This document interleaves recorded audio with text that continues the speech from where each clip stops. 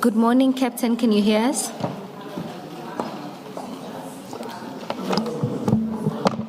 Good morning, Captain. Can you hear us? Okay, thank you.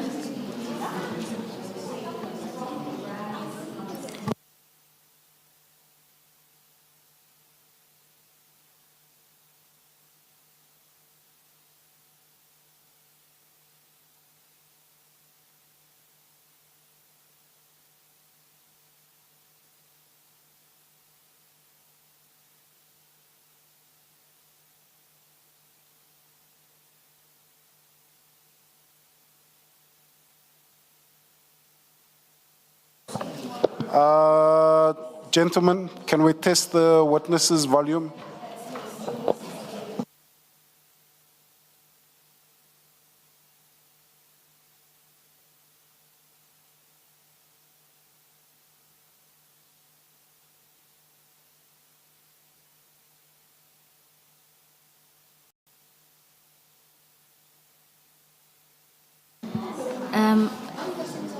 Morning, Captain Mudisani. Can you hear us? Can you just Can say you hear you clearly? loud and clear? Can you hear Okay, me? thank Yes, you. We can yes. hear you too. Thank you, Captain. All right. Good morning. Yes. Morning. Am I visible now? Yes, we can hear you loud and clear. Thank you. We've got 5 minutes to go. 5 minutes. All right. No, thanks very much.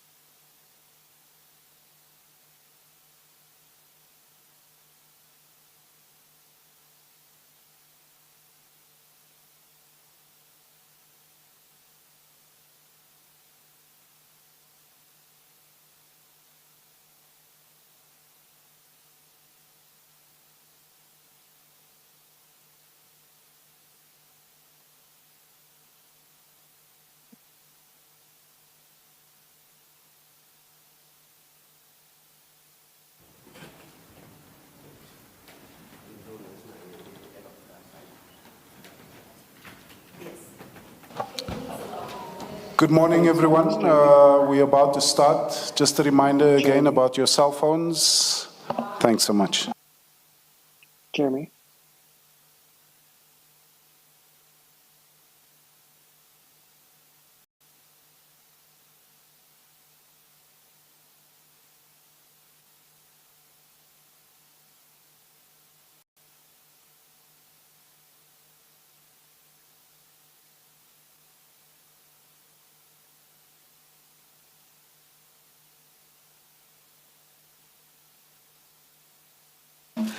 Good morning, Ms. Boy.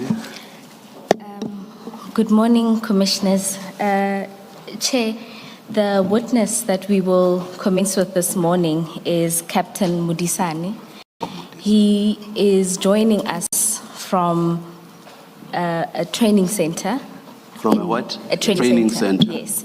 And so he is unable to be with us physically. So in order for us to be able to lead him, because we couldn't give him a time frame for a later start, we'll start with him. Okay. And he will be followed by Captain Mkachwa. Kachwa, Yes. He is online. Captain, good morning. And can you please switch on your camera for the commissioners to see you? Morning. Can you hear me? Yes, we can hear you. Is it Captain? Is it Captain? Captain Modisane. Captain Modisane. I don't know, somebody is appearing on my, the video doesn't want me to switch it on. Okay, it says you cannot start your video because the host has disabled it. So it has been disabled, my video.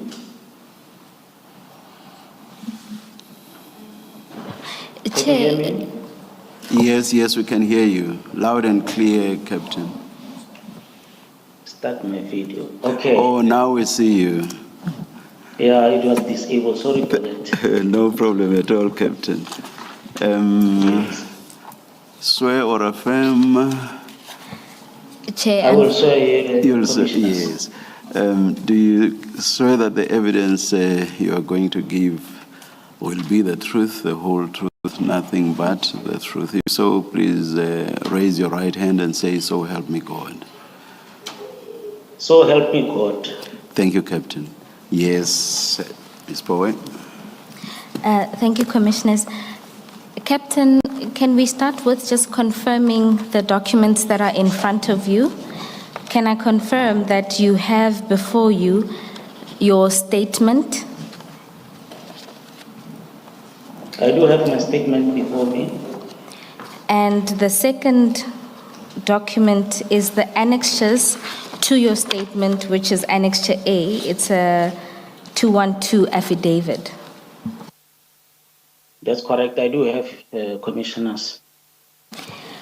And if we go back to your statement, do you confirm that this is a statement that you have prepared for purposes of giving your testimony before the commission? That's correct. That's the statement that I've prepared, commissioners. And if you go to page 9 of the statement, there is a signature there. Can you confirm that that is indeed your signature? Page 9. That's correct, commissioners. That's my signature. Thank you, Captain. If we can then start at the beginning of your statement. At paragraph 2, you describe your current role. Can you tell the commissioners about this? Okay, thank you. Thank you, commissioners. In the paragraph 2, it's basically my training and my qualifications. I don't know if I must read it all for the record or how must I go about it? Captain, in paragraph 2, you deal specifically that you are an analyst and your deployment to the PKTT. Can you start there?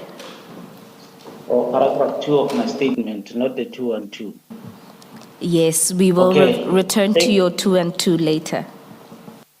Thank you, commissioners. As I say on paragraph 2, commissioners, on the 2nd of September 2018, I was deployed in KwaZulu-Natal for Forensic Science Laboratory section in Amanzimtoti to provide analysis service to the political killings task team.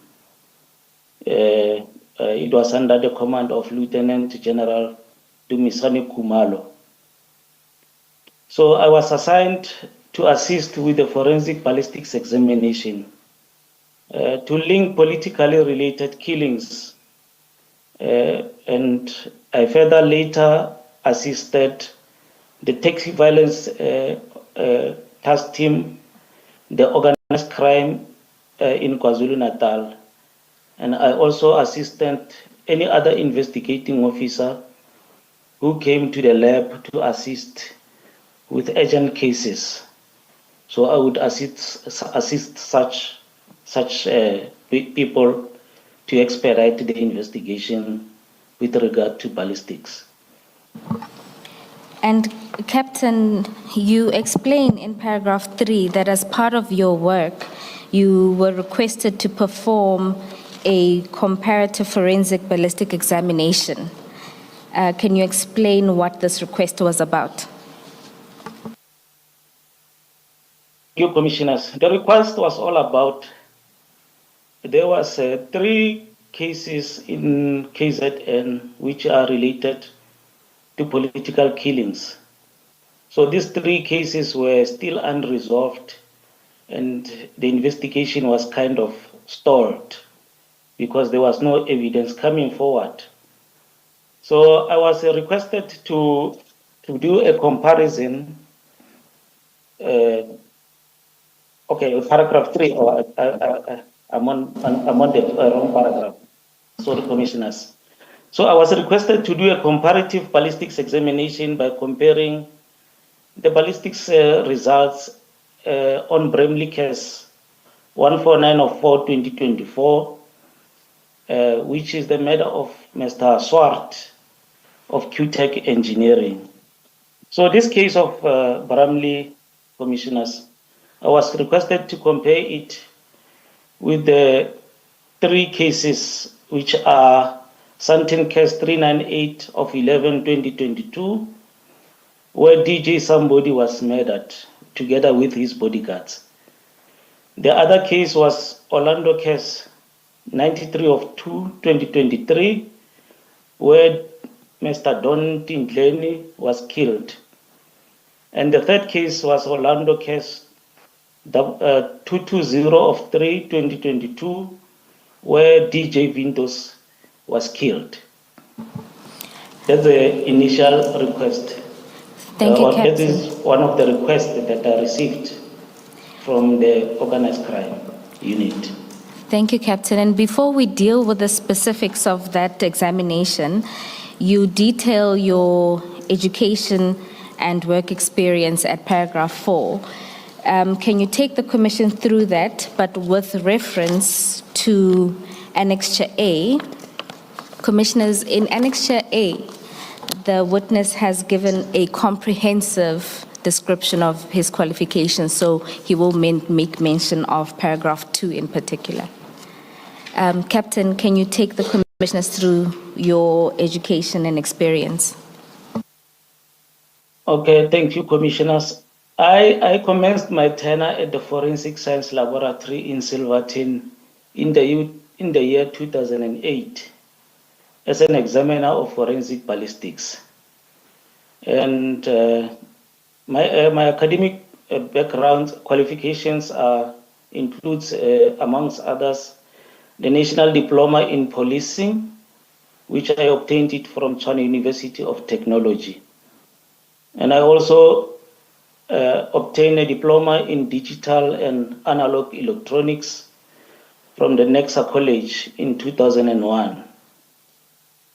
So to date, Commissioners, I examined ballistic related cases of an excess of 3,770 cases.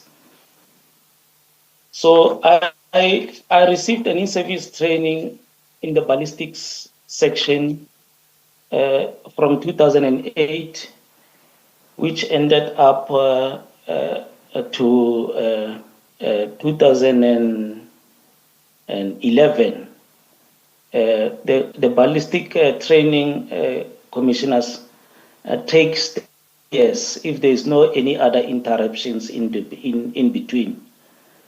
So I the training consists of 12 levels, commissioners. So I completed all the 12 levels in ballistics related investigations. So that's basically my qualifications and the trainings that I received.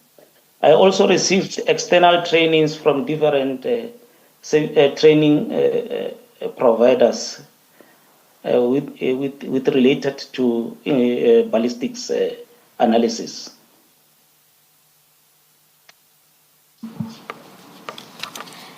Thank you, Captain. Now let's deal with the request that you received. Before dealing with the one that you outlined at the beginning of your testimony, let's deal with the comparative ballistics examination of the 3 KZN cases against 27 case files from the Pretoria lab. Can you tell the Commission about this request? Okay. Around November 2024, I received a request from the PKTT to conduct a comparative ballistics examination comparing 3 political killings cases which occurred in KZN. These cases, commissioners, were unresolved and there was no suspects arrested in these cases. So they wanted to resuscitate these cases. So they requested me to compare these 3 cases, which are Escort Case 92 of 8/2019, Newcastle Case 208 of 5/2019, and Escort 100 of 9/2018. I was requested to compare these cases with the number of cases that were given to me by the investigators of the PKTT. These cases were 27 in total from Pretoria. So I've mentioned all these 27 cases in my report. I don't know if I must read all of them, but they appear on my statement. Captain, you don't need to read all of them. They are before the commissioners. But can you explain then? Appearing under paragraph 5 of your statement, Captain. That's correct, commissioners. I notice Can I continue? we notice that the sub numbering is incorrect. It should be 5.1 to 5 point whatever the last sub number is. 5.27. Will you attend to that, Ms. Powell? Chair, I will attend to it. Thank you. Thank you, Chair. Captain, you described in your statement the process that you then follow once this request was given to you, and you start describing this process from paragraph 7. Can you explain the process to the Commission? Okay, thank you, commissioners. So the request was from paragraph 7. Yes, Captain, and that's just after you receive the request to then collect the case files in Pretoria. Okay, following the above request, commissioners, I arranged with Lieutenant Colonel Lesu in Ballistics Pretoria to collect the 27 case files because you have to request the case files you have to request the case files so that they can make them ready and available to you. So I arranged with Lieutenant Colonel Lesu, and each case contained relevant reports, the covering letters, the exhibits and worksheets, and associate correspondence and notes. So after Colonel Lesu confirmed that the cases were ready, I made a trip to Pretoria, where I'm originally based, And on the 12th December 2024, the 27 case files were handed to me by Lieutenant Colonel Lesu, and I then returned to KZN with these case files to conduct the requested comparison from the PKTT. And Captain, can you describe how this comparison occurs? How do you undertake this process? Okay, the process will start with the case files in front of you, and you open each case individually and comparing with another case from the opposite. In this case, I was comparing the three KZN case files with all these 27 case files from Pretoria. So firstly, I will open the case files, which are of KZN. 3 of them, I will open them. And one by one, I will be comparing this specimen from the KZN cases, comparing them one by one with the Pretoria case files, or with the Pretoria exhibits that are on the case files. So I will take specimen one by one into the microscope, under the microscope, comparing the similarities on each specimen on each case file. And in this process, are you looking for the markings that would have been made? In this process, commissioners, I will be looking for individual markings that the firearms imparts on the cartridge cases or the fired cartridge cases and or the bullets. So the process require you to, or the analyst, to look under the microscope for these specific marks to be able to determine if the certain specimen were fired or were not fired from the specific firearm. And Captain, at paragraph 10, you deal with your findings. Can you explain your findings to the Commissioner?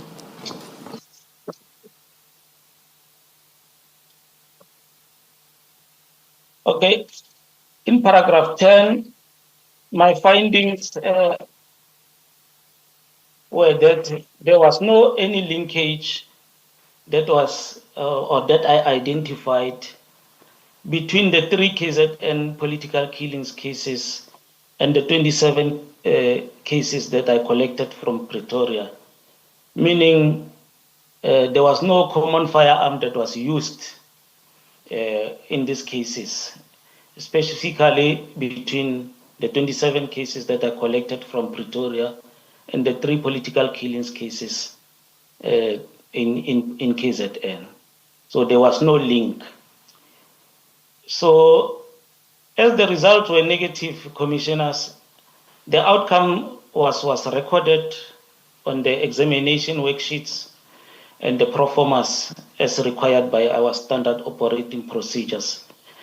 And I did not, in this case, compile the separate case linkage report because the investigators, after informing them of these findings, preliminary, so they did not see it necessary for me to provide the report in this regard. So I didn't compile any report because it wouldn't have any impact on their investigation. Do you know, Captain, why you were required to do this particular comparison? Commissioners, I was requested because the cases in KZN were dead, like as in there was no movement on these 3 political killings cases. So I was requested to do the comparison in order to resuscitate the investigation on these 3 political killings in KZN. And again, if I can add on that, The cases that were politically related, the three politically related cases that I needed to compare with the 27, there was a common firearm, or the type of firearm were similar, like it was an AK-47 that was used on these three KZN cases. Also on the 27 cases, all 27 cases that are collected in Pretoria, the AK-47 was used on those cases. But it turned out these were different AK-47 rifles based on the fact that you could not establish any linkages. That's correct, Commissioner. There were different AK-47s.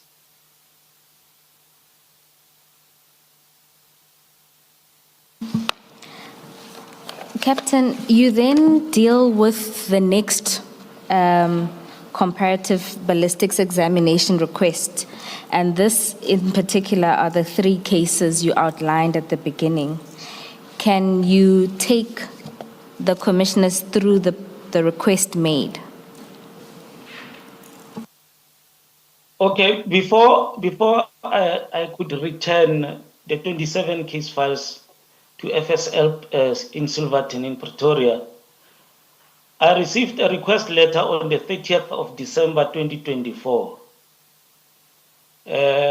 from the PKTT to conduct a comparative examination to compare Bramley case 149 of 424 with Bramley case 149 of 4/2024 and Santin case 398 of 11/2022, together with two Orlando cases, which are Orlando case 220 of 3/2022 and Orlando case 93 of 2/2023. In Bramley case 149, commissioners, there is firearms that were confiscated from the suspects, in possession of the suspects.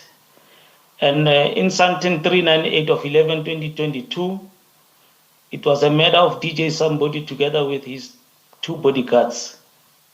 And Orlando case 220, it was a matter of DJ Vintos. And Orlando case 93 was the matter of Mr. Don Tidlene. Captain, in terms of your procedures, you then accessed the files on your FSL system. What did you then discover there? Okay, what I did, because I had to locate especially the Bramley case, I had to locate it because already Santin case and two Orlando cases were in my possession. I know that I have them. So I had to locate the Bramley case 149 of 4/2024. I then went into the system on the same date, the 30th of December. I checked on the FSL system. The FSL system, commissioners, is a centralized national system. So I used this system to locate this case file from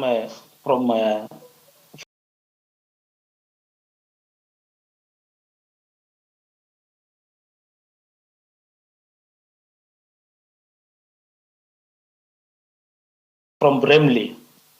Upon accessing the system, commissioners, I noted that Bramley case 149 of 4 was reflected twice on the system.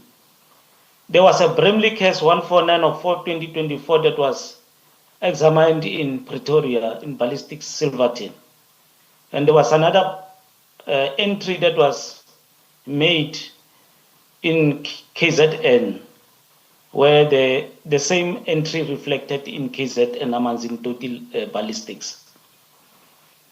So I established that the same firearms initially examined in Silverton ballistics were the same firearms that were examined in KZN, according to the system. Thank you, Captain. Commissioners, you'll recall this is also the testimony of Witness B, that initially they were taken for examination in Pretoria, and in September they were taken for re-examination in Amanzimtoti. This was also the evidence of Brigadier Mkabela yesterday, who confirmed the 2 entries. Captain, once you realized that there are 2 entries, what did you then do? Okay, upon realizing that there was 2 entries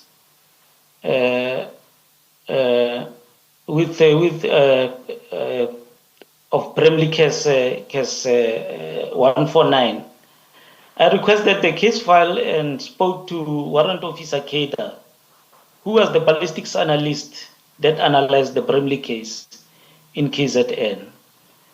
I went to him to inquire about this case. And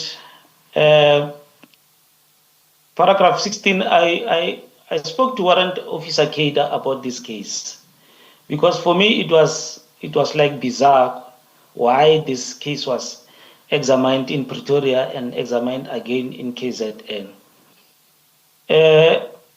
Warrant Officer Keda advised me that the IOs, or the investigating officers of Bramley matter, presented a letter signed by Major General Mbuso Khumalo, requesting that the firearms in the team's possession be re-examined in Amanzimtoti FSL ballistics by an independent analyst. So he said that the IOs were citing some irregularities in the initial tests conducted by FSL Pretoria. So the request was discussed apparently with the management of the lab in Pretoria, and following the approval, the examination was conducted in KZN. Thank you, Captain. At paragraph 17, you deal with then requesting the file from Warrant Officer Keda. Can you take the commissioners through that and then what you then did with the file once you've obtained it? I then requested the commissioners the case from Warrant Officer Keda on the same day, and he gave it to me. And why didn't I request the Bramley case from Pretoria? Is because I saw that the same exhibits that were examined in KZN were the same ones that were examined in Pretoria. So I opened these 3 cases together with the Bramley case and started to do my comparison, commissioners. And commissioners, as ballistics, we do not do anything outside the request, as per the request letter, commissioners. Because if we do anything out of the request letter, we may be seen as biased and having some interest in the case. So we do as the request is saying.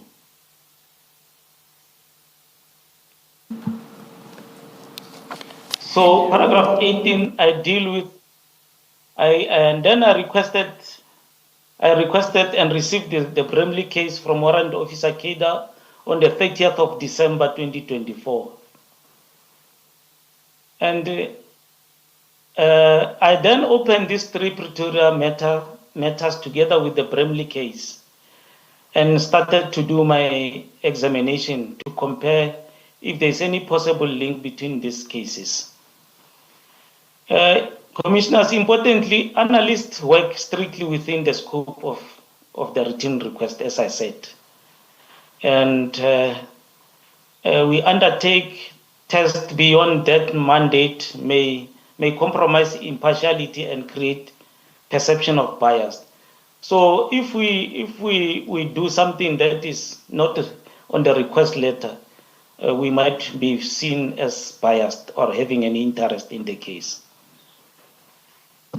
So paragraph 19, I don't know if I must continue, Commissioners.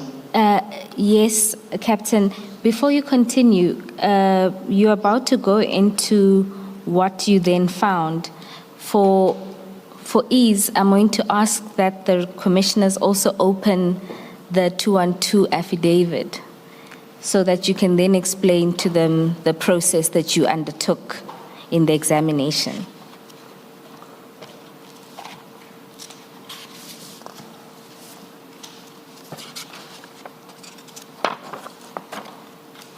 Okay. If I continue on my annexure A from paragraph 4.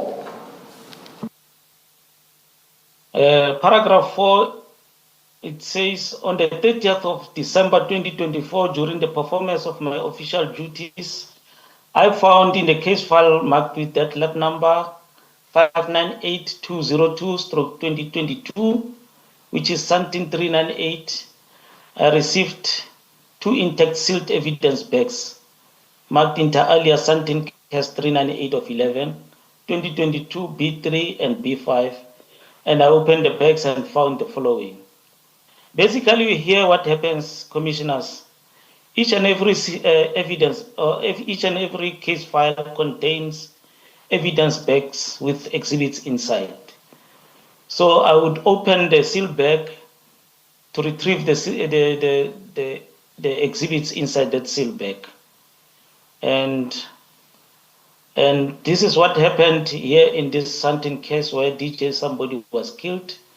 So paragraph 4.1 shows the cartridge cases, which were 18 7.62 by 39 caliber cartridge cases, fired cartridge cases, which were marked with those numbers, Commissioners. And 4.1.2, it was the seal bag was also containing 29 7.62 by 39 fired cartridge cases, which I marked with those numbers. And further down, 4.1.3, I received 2 9mm parabellum fired cartridge cases, which were marked 056 TC2 and 285 TC2. And 4.1.1, it was 4 9mm test fired bullets marked with those numbers. 4.1.5, there was 9 undetermined caliber fired bullet jackets, which were marked with those numbers. And 4.1.6, it was 6 undetermined fired bullets, cores, which were marked with those numbers. And 4.1.7, it was 1 undetermined caliber fired bullets, marked C1.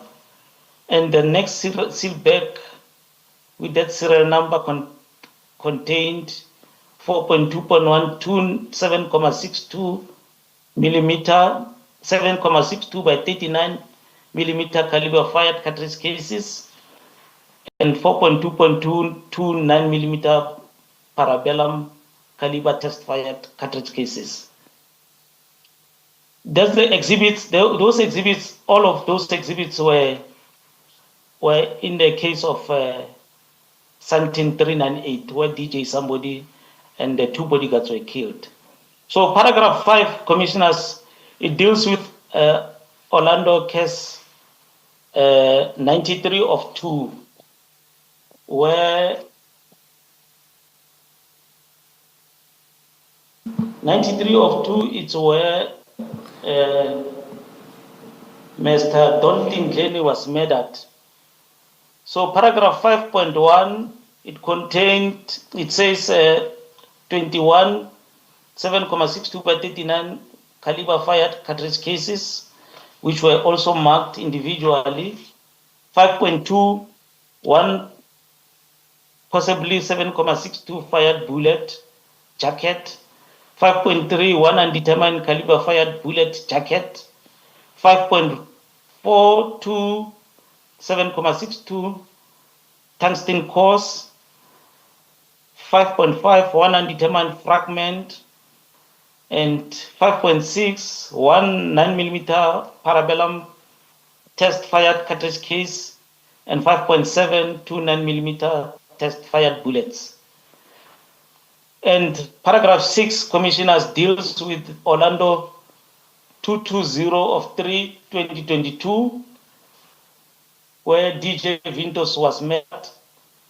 In that bag, Commissioners, 6.1, it was 7.62 by 39mm caliber fired cartridge case, a 9mm parabellum caliber fired cartridge case, and 6.3, two undetermined caliber fired bullet jacket. And paragraph 7 now deals with the test exhibits that were fired by Warrant Officer Kader from the firearms that were confiscated from the suspects on Bramley case 149. So the tests Captain, are reflected on paragraph. Commissioners? you need not go into all of the different exhibits. Can you explain why it is important for an analyst to go through all of these and list them in the affidavit as you have? Okay, the analyst, because now he will be opening the bags with different specimens inside. The analyst needs to identify each and every exhibit that is contained in that specific bag, together with its markings, because the markings are individually explaining this type of exhibit. So each and every exhibit has to be noted because the comparison doesn't say compare only the bullets or compare only the cartridge cases. So all the exhibits in each and every bag that analyst is going to open, it has to be analyzed under the microscope, because the request says compare the cases, the case, meaning you will compare all the exhibits that are inside these bags. So it is important to note all of these exhibits one by one in the report. Good morning, Captain. It's Commissioner Kumalo here. In paragraph 7, Morning, Commissioner. in paragraph 7, in particular 7.1.1 and 7.2.1, can you just confirm that those test cartridges are AK-47 cartridges? 7.1. Okay, commissioners, 7.1.1, it's a test fired cartridge case of an AK-47. Yes. And 7.2.1?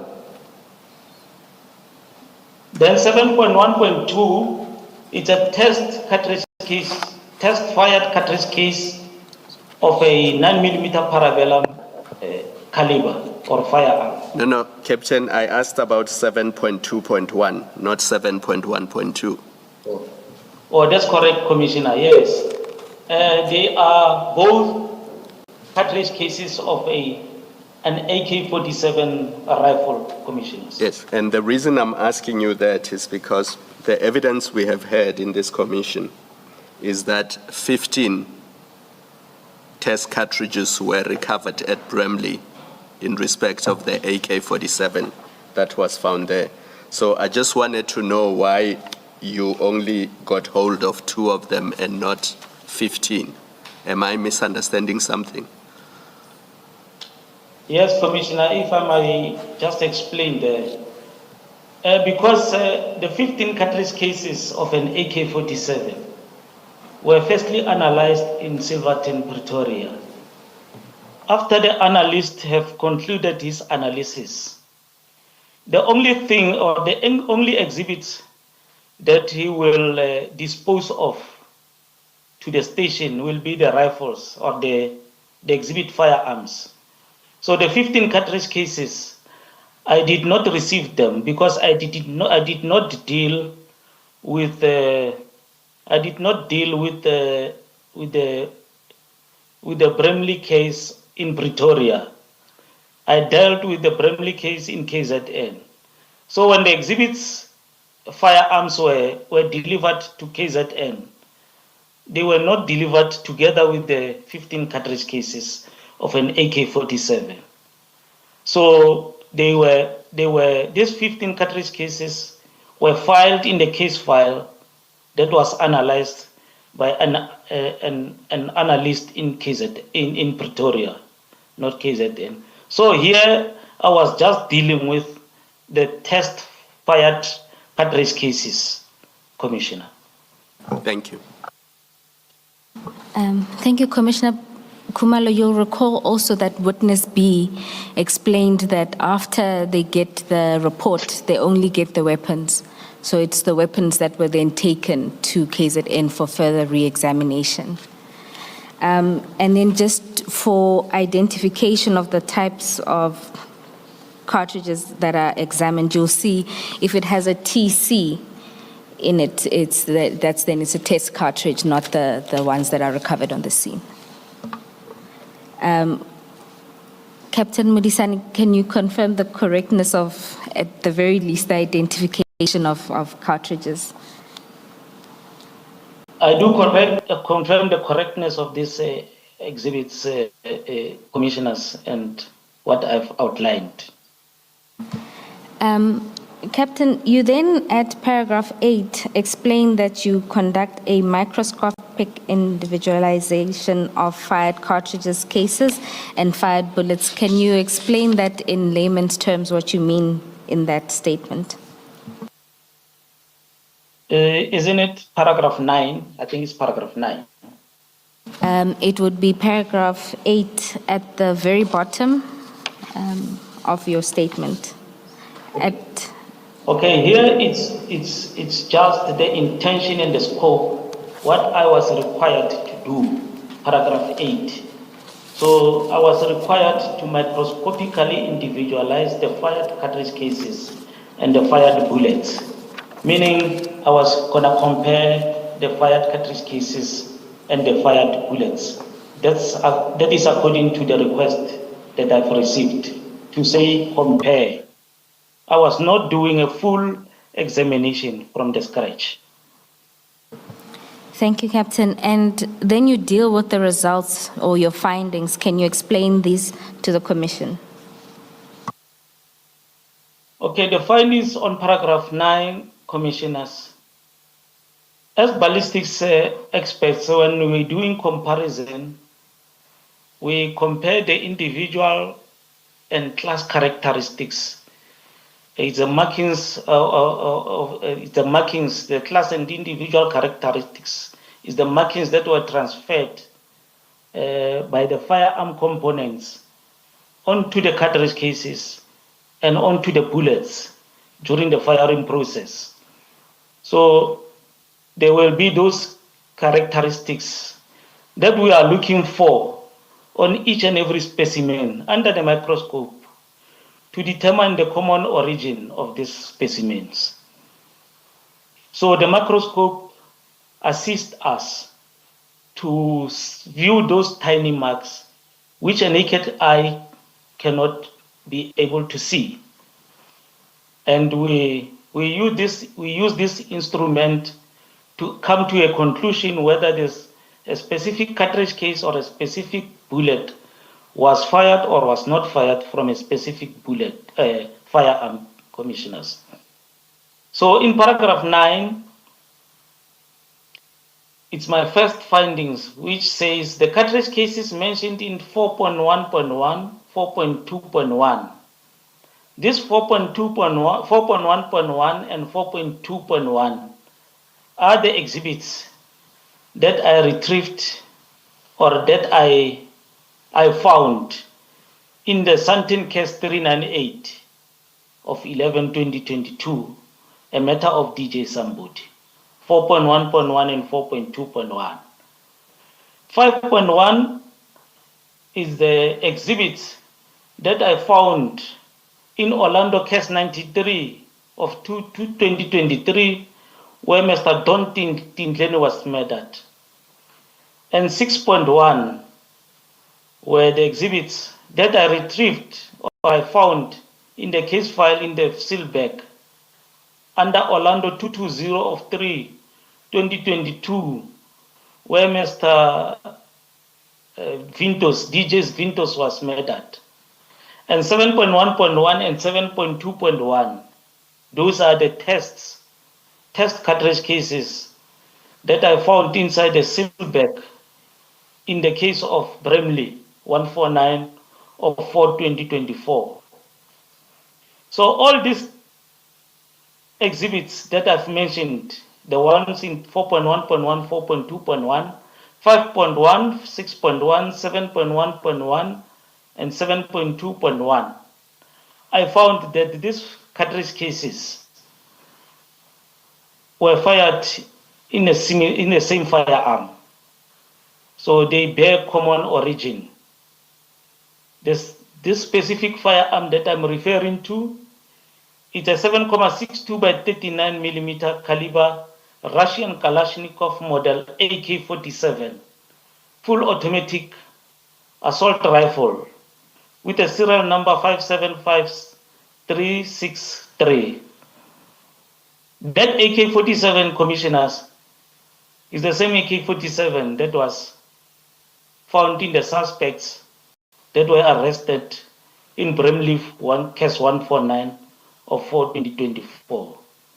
This is the same firearm, commissioners, that murdered DJ somebody and DJ Vintos and Mr. Dontin Clenny. I may continue. Yes, Captain. Can you then deal with your findings at 9.2? Okay. In paragraph 9.2, commissioners, I further analyzed the 9mm parabellum cartridge cases that were found in the crime scene of DJ Vintos. This is paragraph 6.2. Is the exhibits that were found in the crime scene of DJ Vintos, and I was comparing them with the test cartridge cases in 7.1.1, 7.1.2 rather, and 7.2.2. And I found that these cartridge cases were fired from a common firearm. This firearm, commissioners, is a 9mm parabellum caliber Taurus, model PT92FS. It is a semi-automatic pistol with a serial number which was obliterated. And this firearm was marked 193045/24. And which later the serial number of this specific firearm was retrieved. And it reads as follows: TKS 21211. If I repeat it, TKS 21211, which was retrieved during the etching process. And this is that the one serial that, number? oh, sorry. Is that the one that was received by I forget his rank now, Kader? That is the same firearm that was accompanying the AK-47, which were received by Warrant Officer Keda in ballistic summons in Mutoti. Yeah, I'm referring to the what's the verb you use? Is it retrieval of the serial number? I forget the verb you use now. Etching. Is the etching to find the serial number that has been obliterated. That's the verb That's I'm correct, looking Commissioner. for. Yes. So is it the one that through hatching was found by or established by Warrant Officer Kader or Kader? That's correct, Commissioner. All This right. is the same number that was retrieved by Warrant Officer Keda during etching process. Retrieved is the verb I was looking for. Is this firearm that you're describing now, is it the same one that the analyst in Pretoria had recorded that he could not restore the serial number? That's correct, Commissioners. It's the same firearm, Commissioners. Thank you. Thank you, Captain. Just to note that in paragraph 9.3, you note the bullets or bullet jackets that where you could not make a positive determination. That's correct, Commissioners, because they were damaged. I couldn't make any link to see if whether they were fired from the specific AK-47. What does it mean that they are damaged? Is it they are damaged at the point of being fired or at the point of being tested? At the point when they were fired, Commissioners, because this firearm is a high caliber firearm, when the bullet meets the target, it disintegrates or it fragments into smaller pieces, whereby the marks of those exhibits are compromised. Thank you. Thank you, Captain. You then explain what happens after the examination at paragraph 11. Can you briefly tell the commissioners about this process? Okay, paragraph 11, Commissioners, it deals with the disposals of these exhibits. Because now the examination or the linkage have been completed, the examination have been completed. Now I have to dispose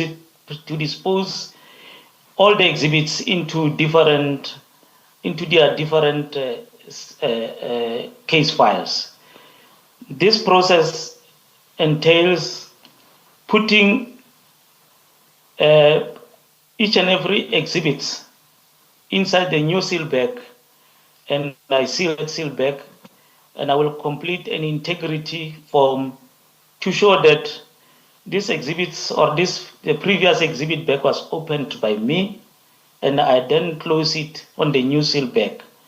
So paragraph 11, it's all the exhibits. Okay, there was an exhibit that required me to take it to the IB section of the ballistics. So I sealed that specific exhibit, which was marked 1A32. It was somehow missed to be taken to IBIS. And I then sealed this exhibit. It's an AK-47 cartridge case, which was in Santin case 398. It was missed to be loaded into the system. And I sealed it in the new bag and I marked it for IBIS. And paragraph 11.2 deals with all other exhibits of Santin case, which I sealed them in that seal bag number that reads PA6500 555 and filed these exhibits in the Santin case file. And paragraph 11.3 deals with the exhibits that I opened from Orlando case 93 of 2023. I sealed all those exhibits in a new seal bag which reads PA6500 555 465. And paragraph 11 deals with the exhibits that I opened on Orlando 220 of 3/2022, all those exhibits, I sealed them in the seal bag with serial number PA6500555469. So each and every seal bag that I closed, I attached to each specific case file. And paragraph 11.4 deals with the tests that were fired by Warrant Officer Keda under Bramley case 149 of 4, 2024. And I sealed them in the seal bag with PA6500555484. And I also, like others, I attached this seal bag in a Bramley case file. Thank you, Captain. Commissioners, this would deal with paragraphs 21 to 24 of the statement. Captain, can we just clarify paragraph 20 of your statement? The firearms referred to in paragraph 20 of your statement, are they the Kalashnikov in your affidavit in paragraph 9.1 and the 9mm parabellum in paragraph 9.2? Are those the firearms you're referring to in paragraph 20 of your statement? That's correct, Commissioners. Thank you.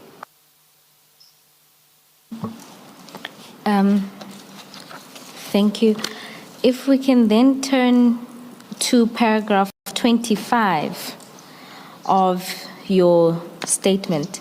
There, Captain, you deal with the process of restoring the serial number that Warrant Officer Keda undertook. Can you explain this process in simple terms to the commissioners? Okay, thank you, Commissioners. In simple terms, Commissioners, because I don't want to go into what I've outlined in my statement, because I might expose our doings or our processes to the public out there. In simple terms, Commissioners, one would receive, or an analyst will receive a firearm with the serial number obliterated. So now,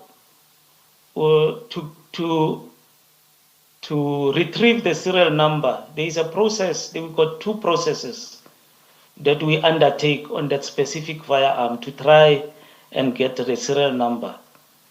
We've got magnetic etching process.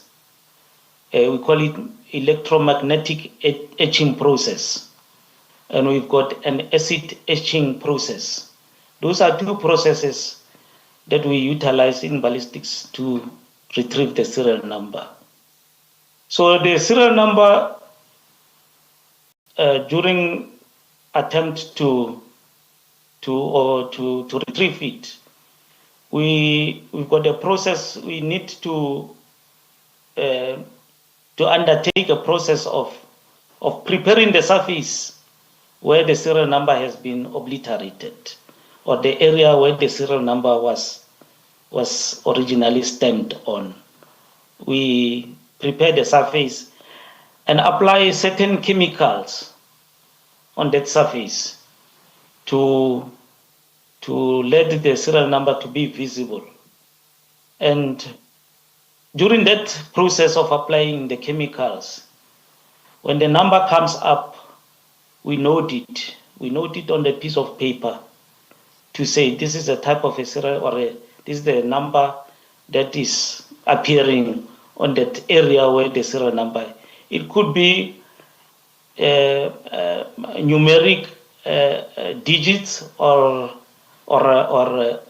alphabets, because some firearms contain alphabets, and some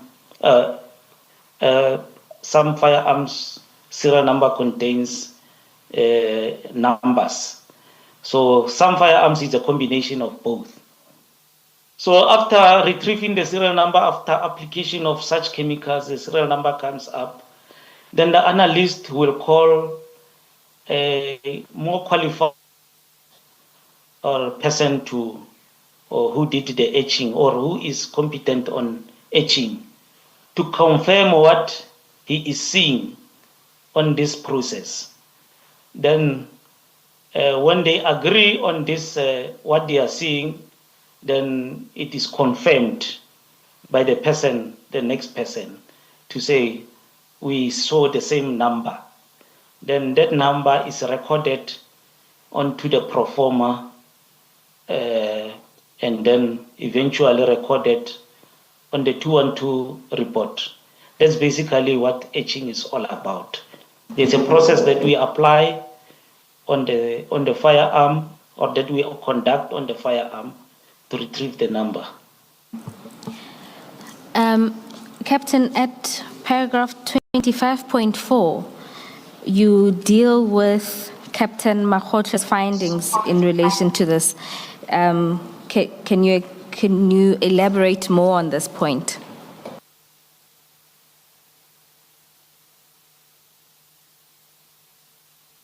Okay, I during our conversation with Warrant Officer Keita, he explained to me that there's a firearm which the serial number was obliterated, and that firearm, according to him, it was also an attempt was made to retrieve the serial number by Captain Makgotle in Pretoria. That firearm was a 9mm that I spoke about on my Annexure A. So this firearm, when he etched it, when he applied the etching process, Warrant Officer Keita retrieved the serial number successfully and recovered the serial number, which is TKS 21211. And Captain, based on your experience, did Warrant Officer Keita do anything that was particularly difficult or elaborate in order to establish this? Commissioners, there are a couple of factors that can influence the person not to be able to retrieve the serial number. They include the training that the member received, specifically on the etching process. They include a person who is not willing to go extra mile or who doesn't do more, who couldn't do more to try and retrieve the serial number. The other factors could be the chemicals that we are using. Maybe somehow, if the chemicals also are expired, or there can be a difficulty on getting the serial number. The other factor could be,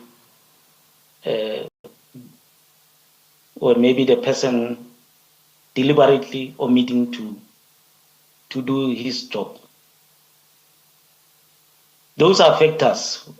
One of those factors could have influenced the person not to retrieve the serial number.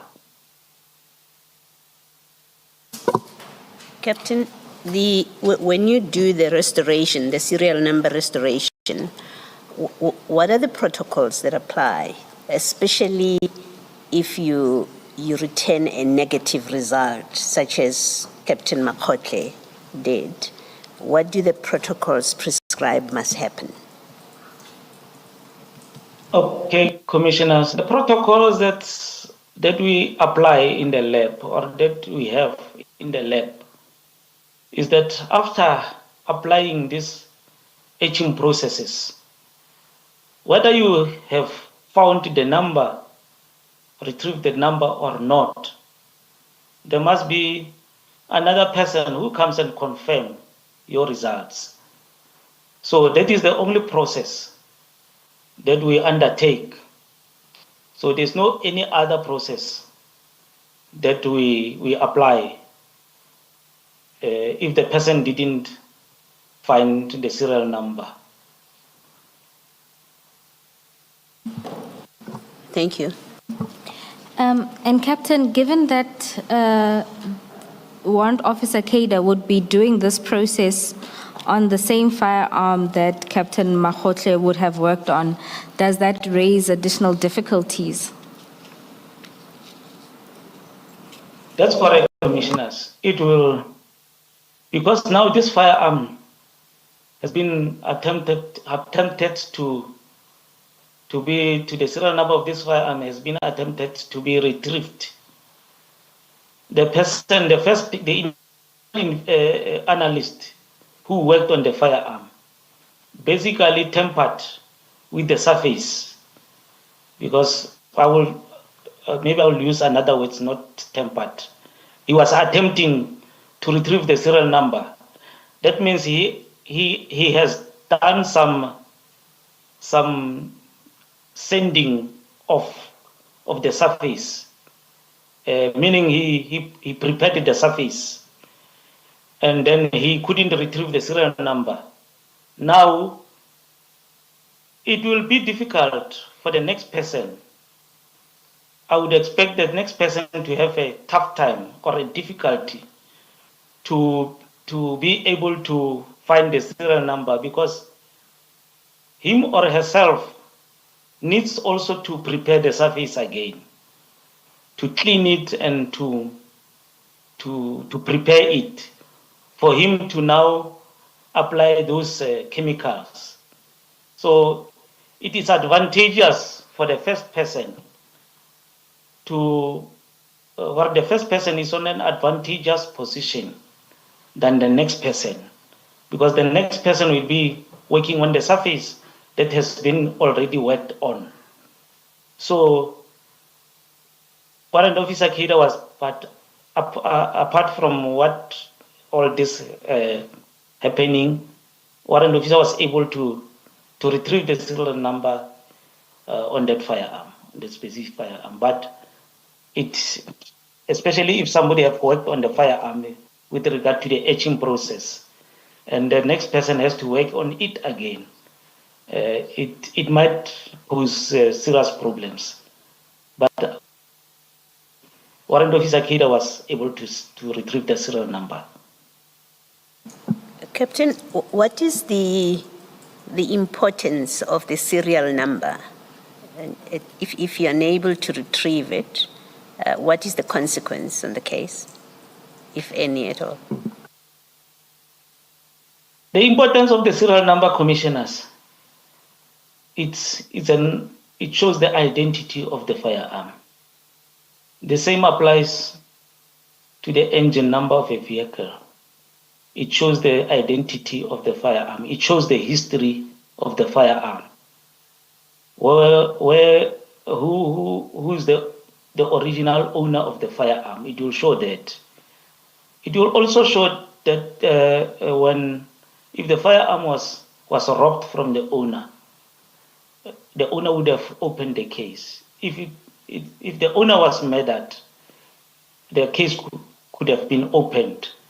So that serial number, if we retrieve it and we give it to the investigating officers to check on the system, it will show the history, who does the firearm originally belong to, and how was it taken from the lawful owner, whether the lawful owner was killed, whether the lawful owner was robbed, or there was a house breaking and the firearm was taken.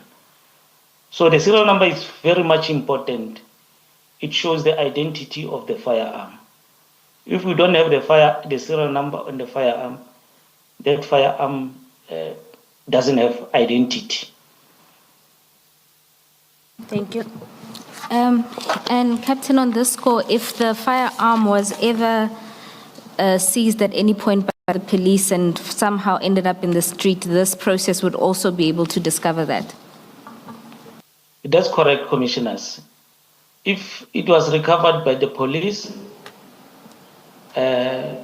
with the serial number, when the police recover it, firstly with the serial number, and it happens that it goes out to the street, and the serial number is then obliterated. When we retrieve this serial number, it will show that this weapon was first or was once in the police hands, or it was retrieved by the police. Even if it doesn't have the serial number, the police will find it in the streets in possession of the suspect. That firearm would have been sent to ballistics, and then a ballistics expert will engrave it with the lab number.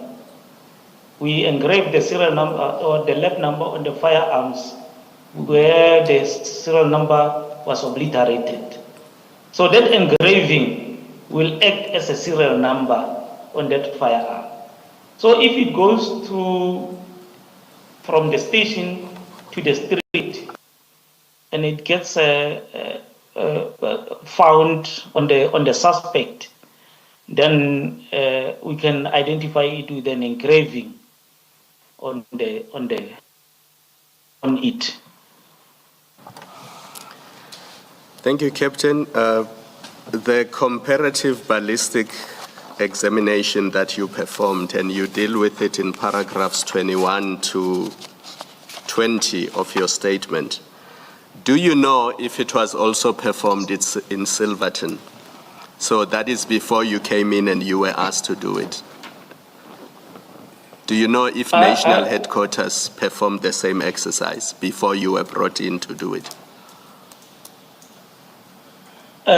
Commissioners, which comparative examination is it? The one in paragraph 11 of your statement, the one where you compare the Bramley case with 3 other cases, and you reach your conclusion in paragraph 20 of your statement. And you say during the examination you performed, you determined a link between the firearm used in Bramley and the firearm used in the murders of DJ Somebody, Don Tindleni, and Hector Buthelezi. So do you know if that examination was performed in Silverton before you were brought in to perform it? No, Commissioners, it was not done in Silverton. I'm the first person to do this comparative examination on the firearms against the murder of DJ Somebody, the murder of DJ Vintos, and Mr. Don Tindleni. So the examination that I did was not done in Pretoria because there was no request that was forwarded. This was the first request that was forwarded, and I came to attend to this request. Does that not bother you, Captain? Because these are all Gauteng cases. The fact that you have to be brought in from KZN or from the PKTT to come and perform examinations in relation to murders that took place in Gauteng. What are the people in Gauteng doing then? In this regard, Commissioners, there was a direct request that was forwarded to me. I would assume that if the same request maybe was forwarded to Gauteng, they would have done it, Commissioners. Because it was not a ballistic IBIS link, it was a request. Maybe it was if it was captured or if it was noticed during in the IBIS as a link, they would have done it. So it was a direct request from the investigating officers based on their investigation. I think they had a suspicion that these cases are possibly linking. That's why maybe they forwarded the request to me to do the comparison examination, Commissioners. Yeah. But it bothers me that the same request was not given to Silverton. I mean, if you are aware that an AK-47 has been recovered in Bramley, and you are aware that you're dealing with other murders that involve an AK-47, why would you not perform the exercise? Yes, Commissioners, because there were already suspicions that of the examination by the investigating officers, there were suspicions of how can I put it, of not of the Pretoria, of the integrity of the Pretoria lab. Maybe that's why they sent it to us, not to them, to do the comparison, because they also took the firearms to KZN after being analyzed in Pretoria. So they had those suspicions according to the request letter that the warrant officer Keda received. I think it's based on that. That's why they wanted a person who is not in Gauteng to do this comparative examination.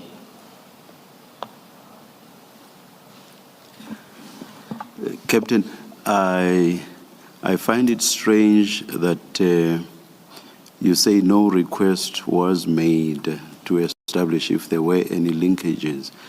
I say it is strange because the investigating officers have told us that they were told, I'm not sure now whether verbally, by Captain Mahotlwe, that there were linkages, but that when they received the report, it did not have or reflect any linkages.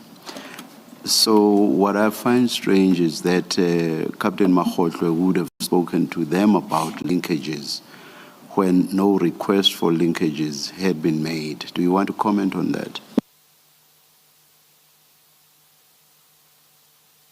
If I may comment on that, Commissioners, if indeed they received that information from Captain Mahotlwe, to me it suggests that somehow Captain Mahotlwe maybe might have had something from someone that these firearms are linked to other cases.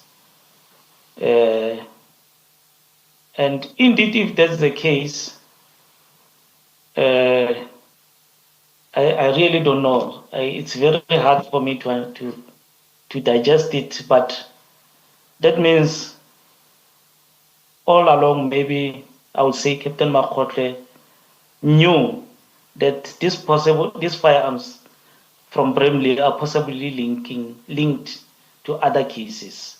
Which other cases I wouldn't know. I wouldn't know which other cases.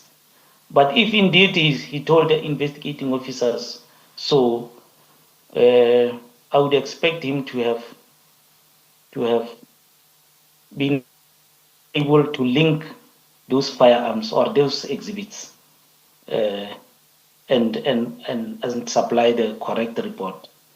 But anyway, like I said, Commissioners, one wouldn't go and do something out of his own will as a ballistics expert.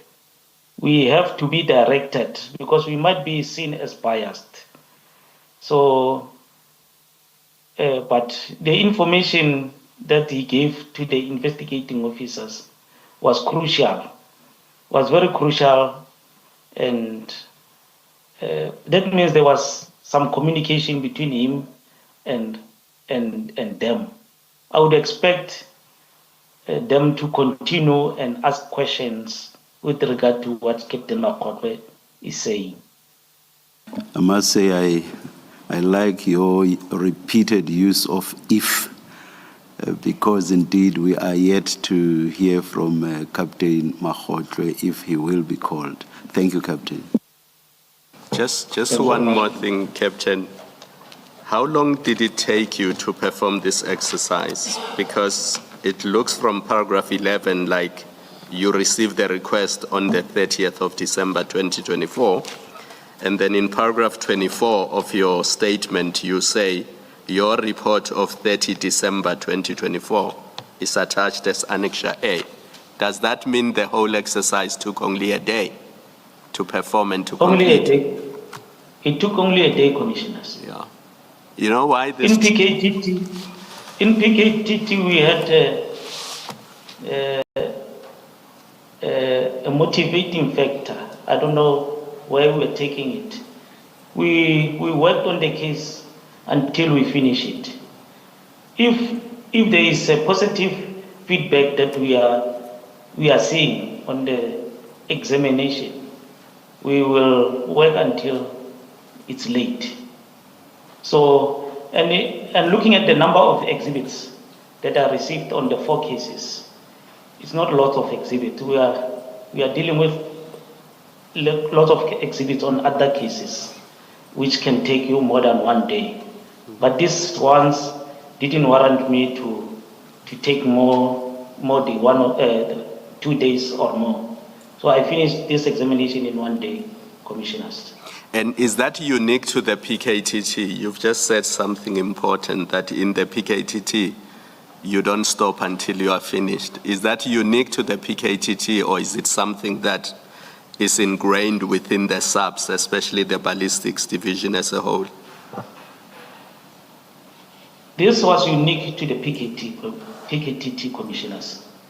It was unique. Our turnaround time, our normal turnaround time in ballistics analysis, our normal working turnaround time, is 30 days, if I'm not mistaken, to finish the case. Our turnaround time, we made our own turnaround time in the PKTT as ballistics to 3 days, Commissioners, maximum 3 days. So this case, it's based on my experience also, Commissioners. Just it's a small case. It's a small case to me. Just to finish in a day. All right. Sorry, Captain. Just to make sure there's no confusion, you said our normal turnaround time is 30 days. And who's our in relation to the 30 days? Ballistics turnaround time, Commissioner. As soon as the case arrives at the lab. I just want to know, Captain, I just want to know who you are referring to when you say our. Are you referring to Silverton, Manzimtoti, Rebeja, and the Western Cape? I don't know whether it's Cape Town. Is that the our that you're referring to? Who's our? It's the whole lab in general, whether KZN, whether Eastern Cape, Western Cape, in Pretoria. Ballistics turnaround time case, as soon as it arrives at the lab, all right, it needed to be finalized in 30 days. Okay. But due to backlog, that doesn't happen. Okay. And then you are comparing that to an average of 3 days within the PKTT. So it's 30 against 3. 30 against 3. That's correct, Commissioners. Thank you. That is the turnaround time that we set for ourselves in the PKTT. Thank you. In fact, I should not even say average. Maybe I should say 3 days would be the outer limit. And you say there are some that you could complete within a much, much shorter time, like this one, which was within a day. That's correct, Commissioners. Captain, just to go back to the protocols and the restoration process that you have described. Now, in Captain Makotwe's Section 212 affidavit, he does state that he was unable to restore the serial number. Now, you've told us, and we've also heard from the Brigadier yesterday, that a second person would have another look, whether it's a positive or negative response, and you've just confirmed that. Would the conclusion of the second person who looks at the initial outcome, would that be contained in the Section 212 affidavit of the original analyst? No, Commissioners, it wouldn't reflect on the Section 212 report, but it will reflect on the worksheet that the member has completed. Yes. after examination. So the confirmer will sign on the worksheet that will be attached on the case file to say, Captain Modisani, confirm that a warrant officer or warrant officer so-so or captain so-so retrieved or did not retrieve the serial number. Then I sign Yes. on that specific pro forma. And So the confirmer will sign on the pro forma.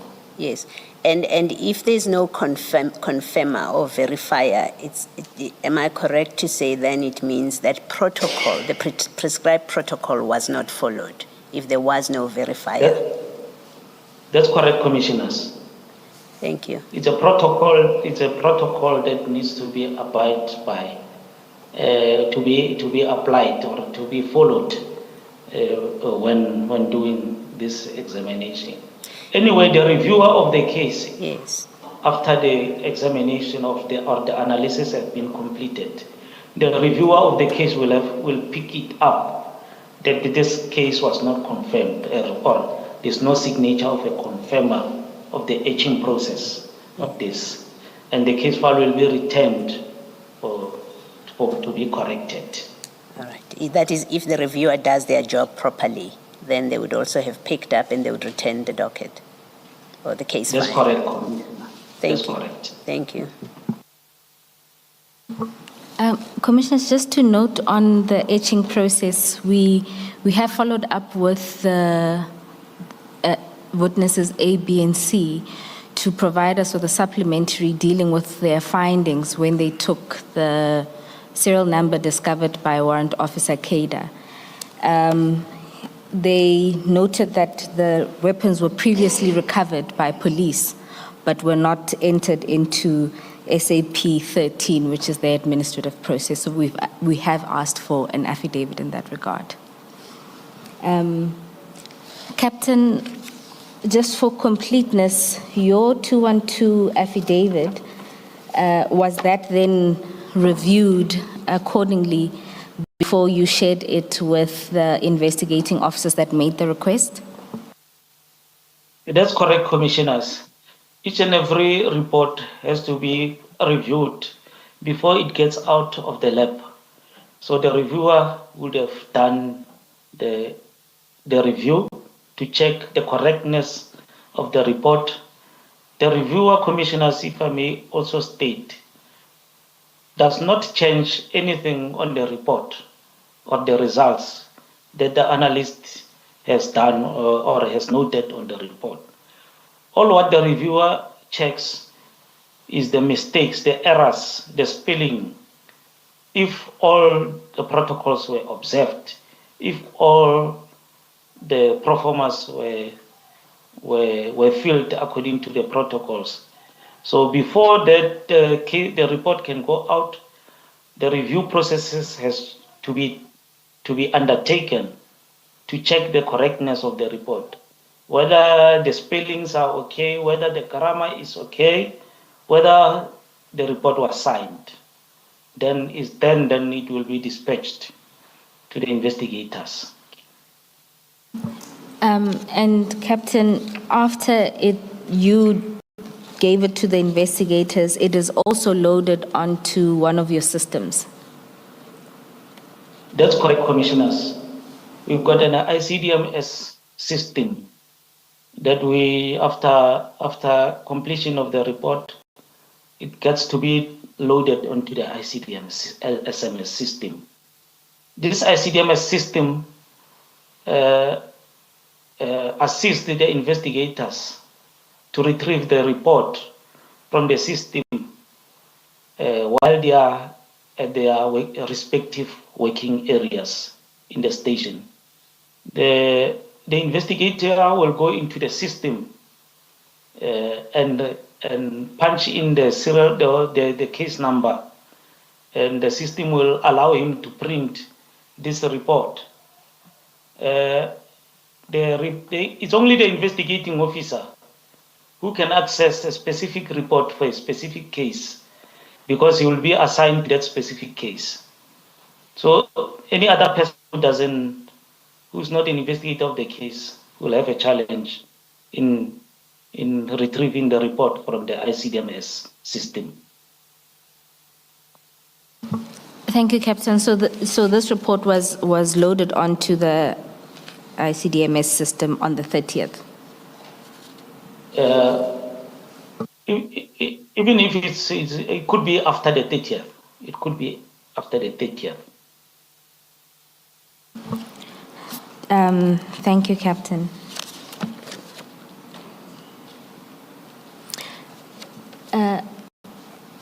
Captain, unless there are questions from the commissioners, that concludes the testimony of Captain Mudisani. Thank you very much, Captain. Let us adjourn and resume at 11:15. Thank you, commissioners.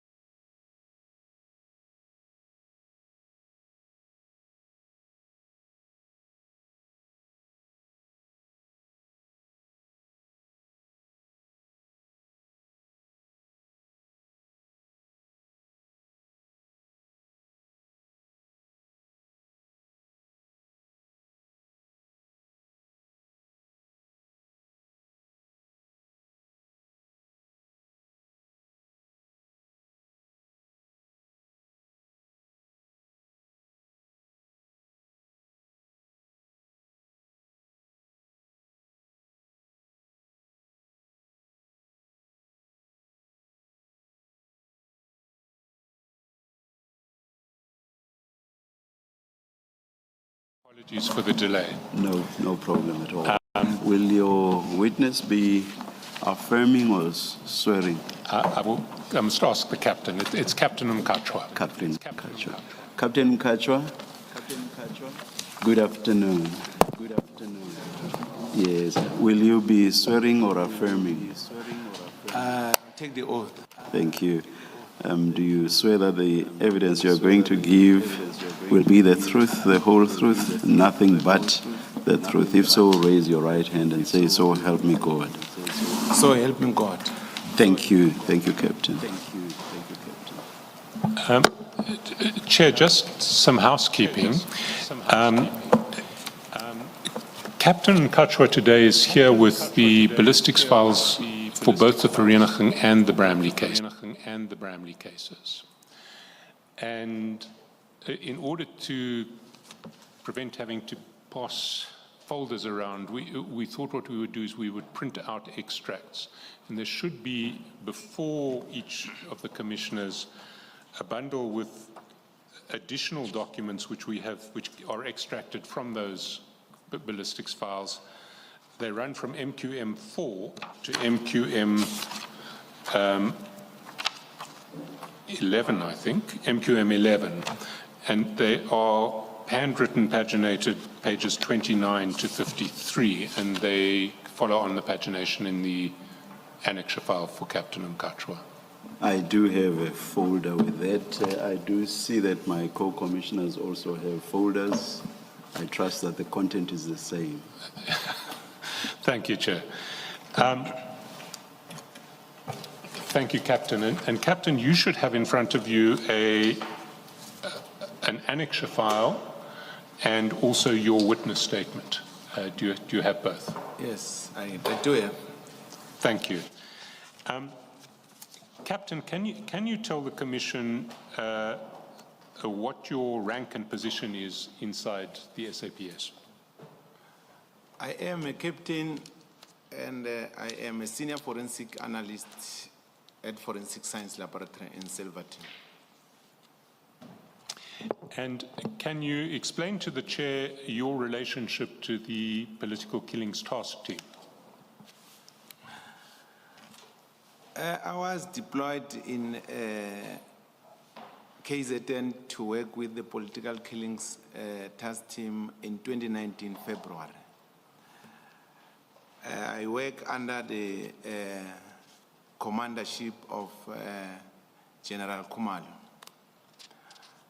And I was working with Mitsu as a tag jock. And what work did you perform in that capacity?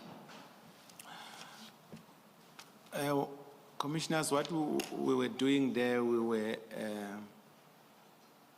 attending crime scenes and crime vehicle identification, and we were also doing linking of cases, and again we were doing let me put it like this, we were also examining homemade devices, and we were also doing etching for the firearms that had the serial numbers removed. So those are some of the duties that I was doing there. And if we go to paragraph 4 of your statement, can you explain to the Commission or describe to the Commission your broader history inside the SAPS and your career progression? In 2002, I was employed as a data typist working at Midrand Police Station. And in 2004, I was employed in correctional service as correctional officer grade 2. Then in 2008, I was appointed as an assistant forensic analyst at the rank of sergeant in Silverton. In In 2010, I was promoted to become a warrant officer as a forensic analyst.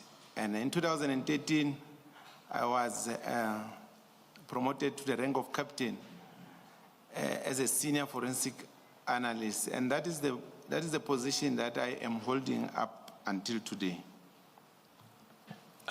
Thank you, Captain. We have in the annexure file a report that you've prepared. It's annexure MQM3 at page 18. We'll discuss the conclusions that you reached at a later stage, but for present purposes, can I ask you to go to paragraph 2 of that report, page 18, and just tell the Commission about your academic qualifications?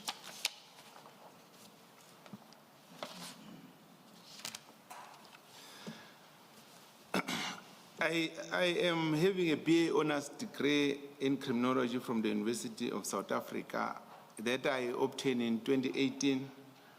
I also have a BA degree in criminology from the University of the North, now University of Limpopo, in 1996. And I obtained a higher education diploma from the University of the North in 1997. I also obtained a certificate in security practice from the University of South Africa in 2013. I obtained a certificate in corporate forensic investigation from Damelin in 2012. Those are my academic qualifications. And how many cases have you examined? How many forensic investigations into cases have you undertaken? Up to so far, I've examined more than 4,500 cases. Now, in paragraph 2.3 of that report, you list a long list of courses in the in-service training of the SAPS and related policing agencies. I don't want you to go through all of them, we'll be here until after lunch, but can you just confirm that you have completed all of those courses that you list in paragraph 2.3?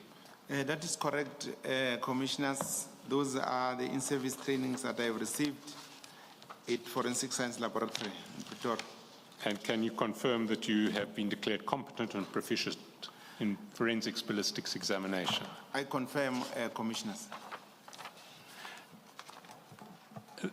Thank you, Captain Nkatwa. If you can then go back to your main statement in paragraph 5. And can you briefly explain what the role of forensic analysts is to the Commission? Forensic analysts, ballistics specifically, our duties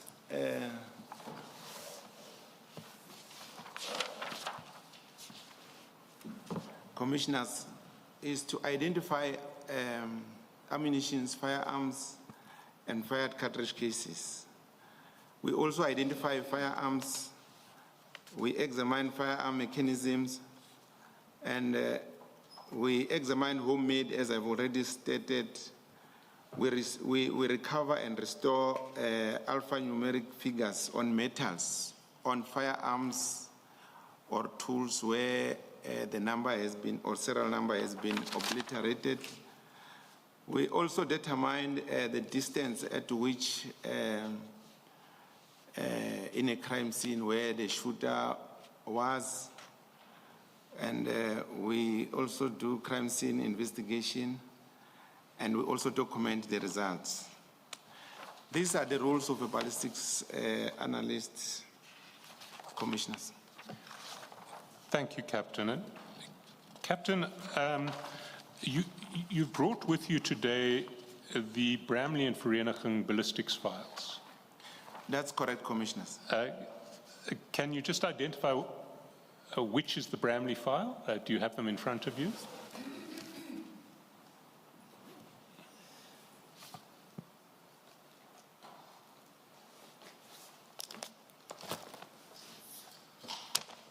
This one is the Bramley file, Commissioners. And the Vereniging file? And this one is the Vereniging file. Now, we've extracted certain or not extracted, we've copied certain documents from that file, and I'm going to ask you now just to identify them from the annexures. So if we go to the annexure file, page 29, can you confirm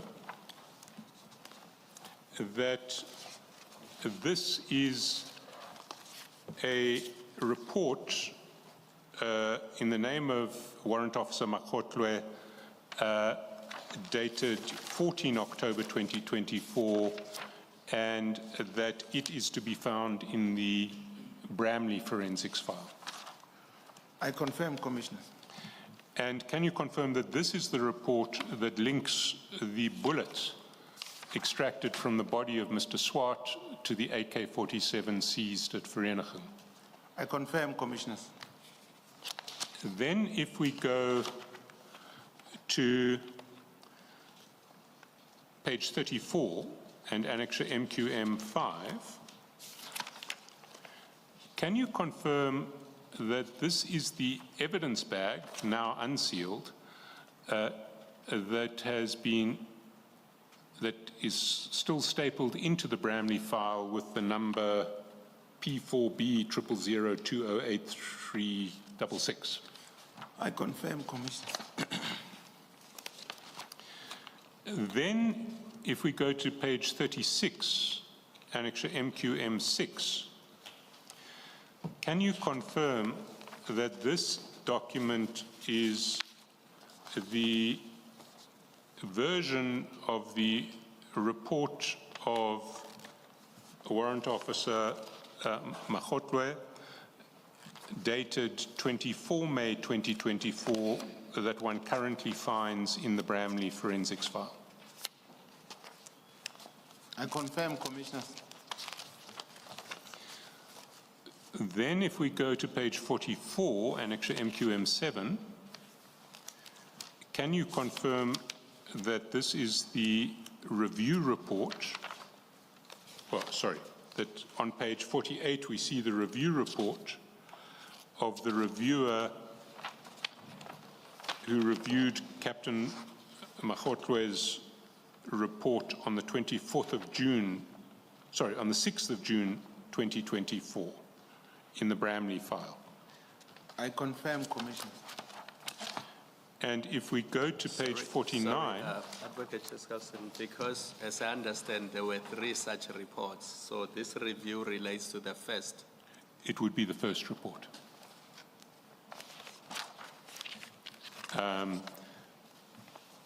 MQM, and if we get MQM8 on page 49 running over to page 50, can you confirm that what we see at page 50 is the same reviewer's report, not the same report, but the report of the same reviewer of Captain Makgotlwe's first report, but this time it's in the Vereeniging case file? That's correct. I confirm, Commissioner. And the date is similarly 6 June 2024. That's correct. You say MQM8 is the same reviewer It is. as MQM7. Indeed, it's Lieutenant Colonel Monakali who did both reports. And as we'll explain later, if one looks at page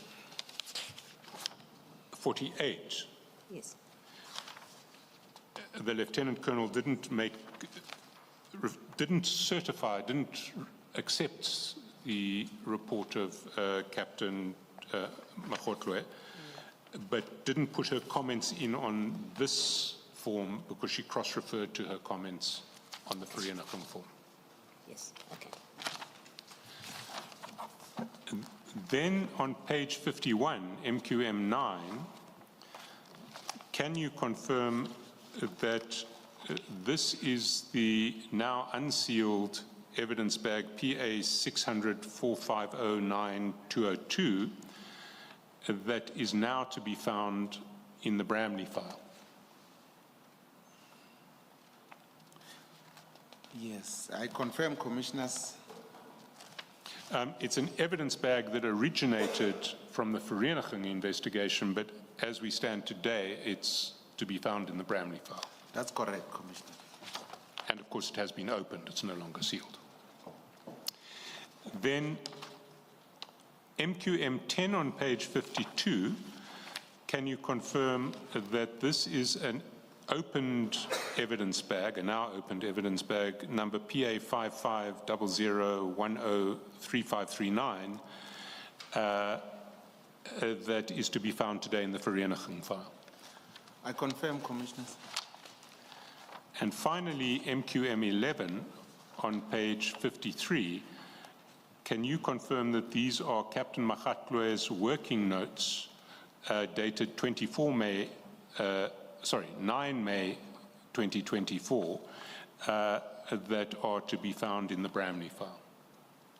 That's correct, I confirm. Thank you, Captain. If we can go back to your statement now, you say in paragraph 6 that you received a written request on 3 June to conduct a comparative ballistic examination in the Bramley matter against certain case dockets. Now, before we get to what they any further, I must place on record, as you see on the version of the statement that's being displayed on both screens, some of these cases are have to be redacted. So we will refer to the case if Bramley would be the first case, we'll refer to the case under 6.1 as case 2. The Littleton and Pretoria West cases are cases in which have already gone to court. So we can refer to them by name. We'll refer to the case in paragraph 6.4 as case 5, and the case in paragraph 6.5 as case 6. And I'd ask you not to mention cases 2, 5, and 6. So we'll just refer to them as cases 2, 5, and 6. Senior Counsel, can you maybe repeat that one? So the ones that we can mention, 6.1 will be case 2. We can't mention it. Okay. 6.2, the Littleton case, we can mention. 6.3, the Pretoria West case, which I think was another DJ Vetus, if I'm correct, we can mention. 6.4 will be case 5, we can't mention it. And 6.6 will be case 6, we also can't mention that one.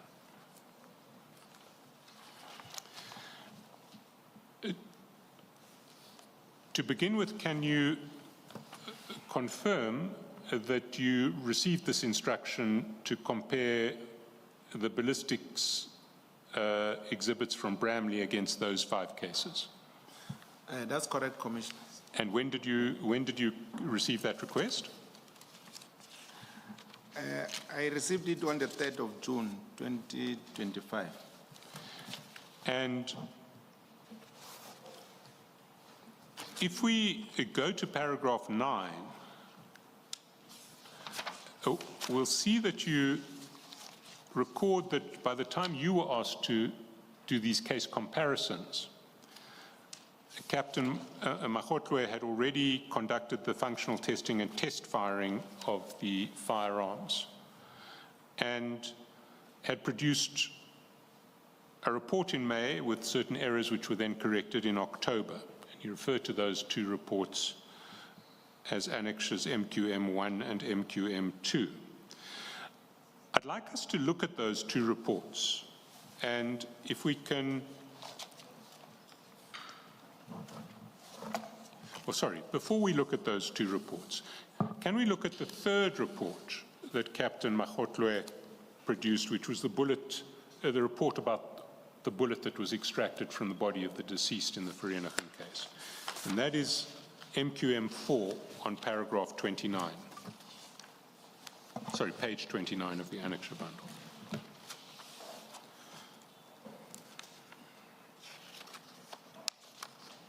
Do you have it? Yes, I got it. And if we can start at the foot of page 30, paragraph 3, where Captain Magotlo says, on 14 October 2024, during the performance of my official duties, I received an intact sealed evidence bag, gives the number, from Case Administration of Ballistics. I opened the bag and found the following exhibits, 3.1 and 3.2. What would 3.1 and 3.2 have been? 3.1, it's a 7.62 fired bullet that was marked by B1. And the 3.2, it's a 7.62 caliber bullet core.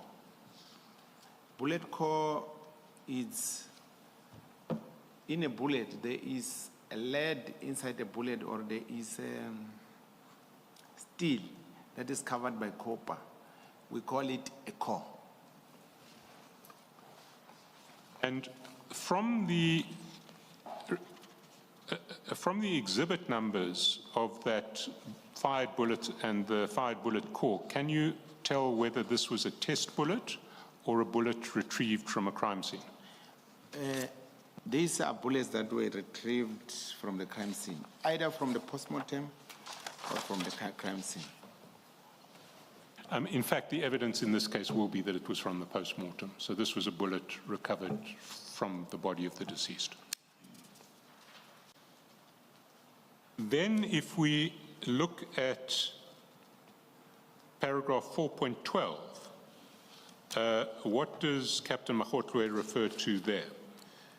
These are the tests that Captain Magotlo made when he test fired the AK-47 that he received. And the test bullets, 363 TB1 and 363 TB2, are those test bullets that you have previously examined? Yes, these are test bullets that I also used to check as to whether it's positive with one of the cases that I've done. And from which firearm do those test bullets come? They come from a Russian-made AK-47. And in which case was that AK-47 seized? It's a Bramley case 149.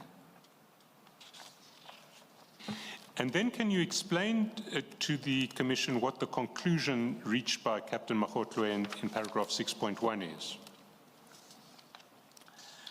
Captain Magotlo is saying that the bullet mentioned in 3.1. And which was that bullet? The bullet mentioned in 3.1, it's a 7.62 bullet. That is it's an AK bullet, but it's the one that was recovered from the scene or from the postmortem. It's positive with the firearm that he has examined. And this, it's because he has compared that bullet with the tests that he has discharged from that firearm. So the AK-47 seized in Bramley has been linked to the bullet extracted from the body of the victim at Vereeniging. That's correct, Commissioners. If we can then go back to Captain Magotlo's previous or first report, which is MQM1,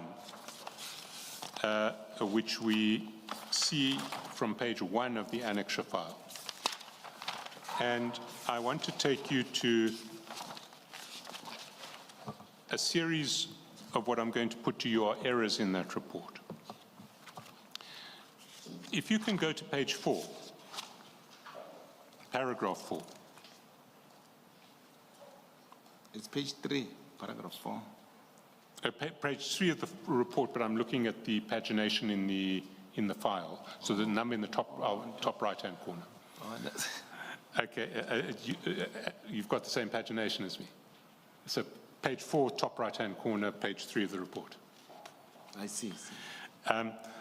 Paragraph 4 The captain says, on 24 May 2024, during the performance of my official duties, I received an intact sealed evidence bag with number, and he gives the number, P4B 000208366, marked inter alia Bramley CAS 140/04 2024.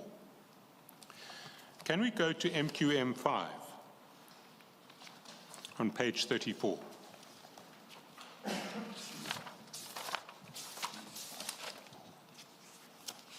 Page 30. 34, top right-hand corner, 34. Okay, I'm there. At the bottom left of one sees the evidence bag number P4B 000208366 on the left-hand bottom left. What is the Bramley case number that's marked on this bag? It's 149/4/2024. And if you turn over the page, what are we looking at on page 35? It's the same bag. It's the same bag, and what's the case number marked there? It's 149/4/2024. So the reference to 140/04/2024 in paragraph 4 is an error. Yeah, the reference I think is incorrect there. What should it have been? It's not, it was supposed to be 149/04/2024. And this bag that we see is the bag that is in MQM5. That's the bag that is in that Bramley forensics file. That's correct, Commissioner. Mr. Chaskalson, how do we know that? We can show you the forensics file if you would like.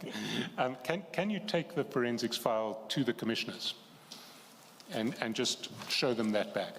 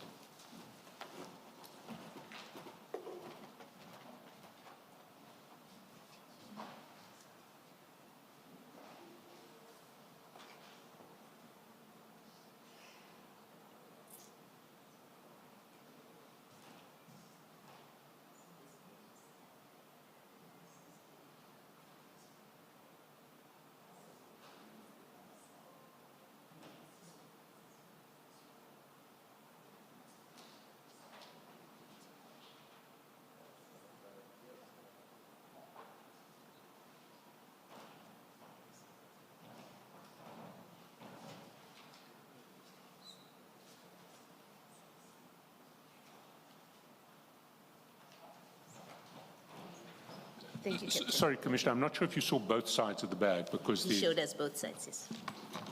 And maybe to avoid this happening a dozen times, maybe we should go through each of those exhibits now. Would that make sense?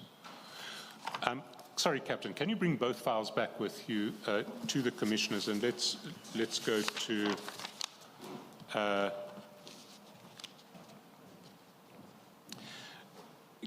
can you show the commissioners in the Bramley file first, which is going to be MQM6, the copy of the 24 May report that's in the file now? Captain Mahotlo's first report, or ostensibly first report. MQM6 is at what page of what we got from the folder? 36, I'm sorry, 36, thank you. And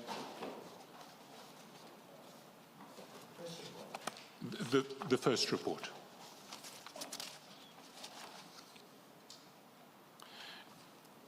And for present purposes, I think the only important page of that first report to show to the commissioners is page 3 of that report,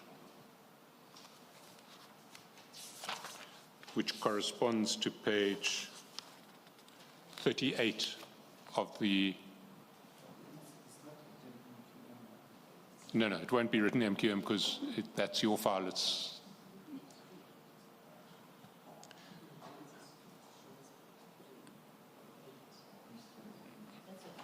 Three of eight, indeed.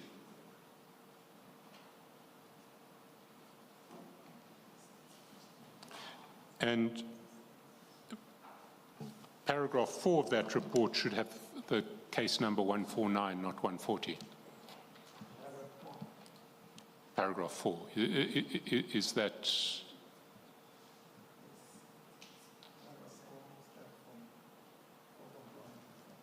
or above 4.1, to the top part of paragraph 4.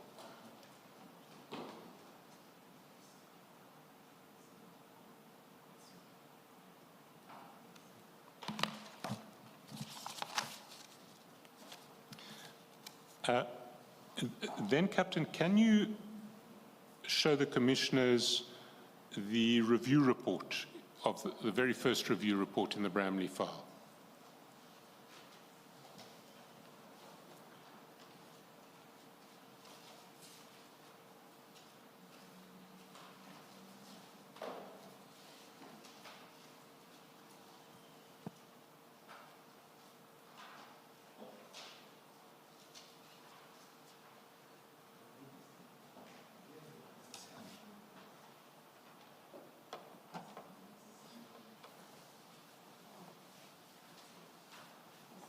It's our page 44.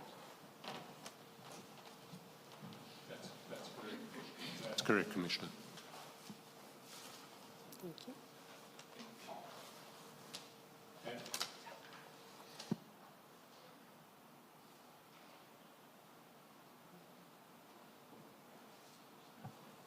Then, Captain, still in the Bramley file, can you show the commissioners the bag, the evidence bag PA 600 4509 202?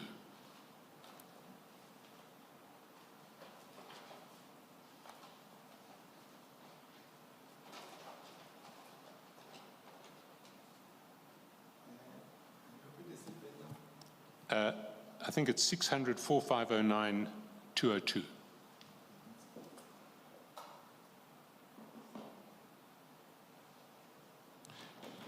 And that's MQM 9, page 51. And lastly, in the Bramley file, can you show the commissioners Captain Mokgotlo's working notes?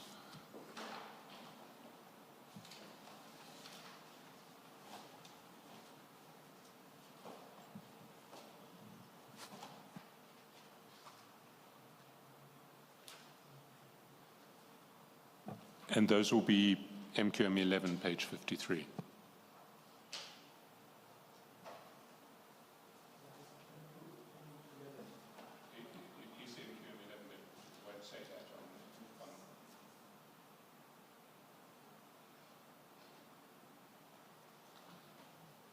Then if you can go to the Vereniging file and first show the commissioners the review report in the Vereniging file.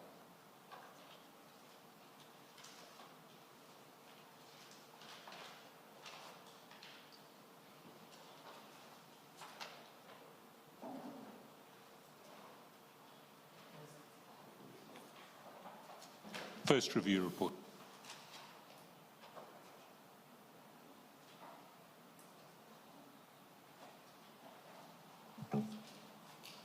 And that would be MQM 8 at page 48.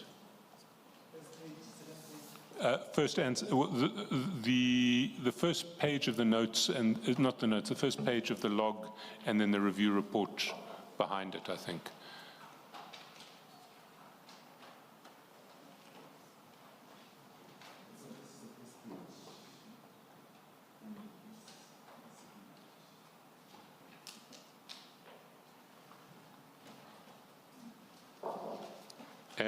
And then, lastly, in that file, the evidence bag 5500103539, ending the evidence bag ending 3539.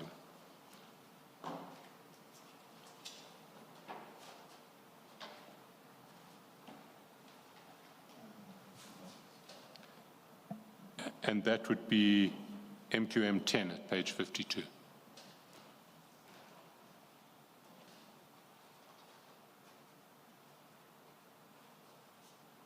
Thanks, Captain. I think we've been through all of them. Thank you, Mr. Chairperson.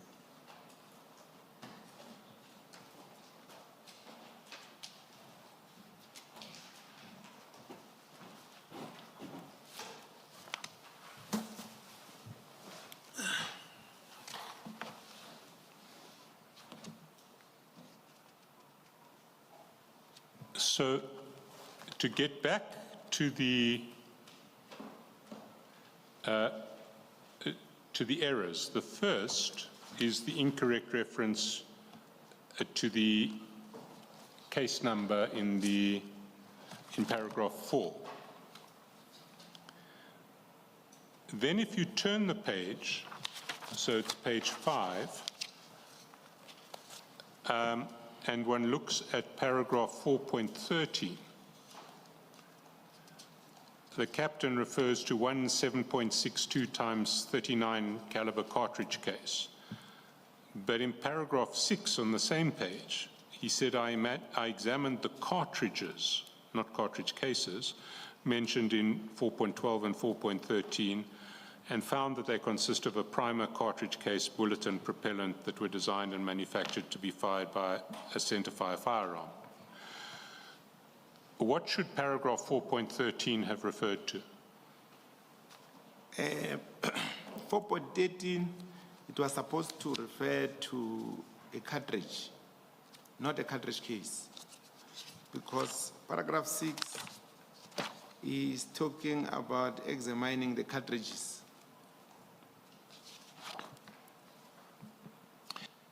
If we can then go to page 7 and paragraph 10.2,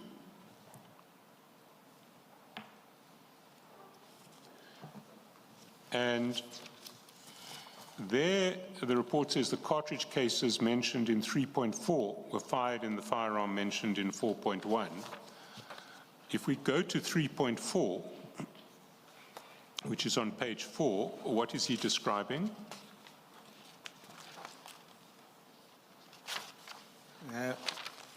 Can you repeat, Senior Counsel? What was the captain describing in paragraph 3.4 on page 4? He is describing the bullet cores, as I've explained in the first, what is a core.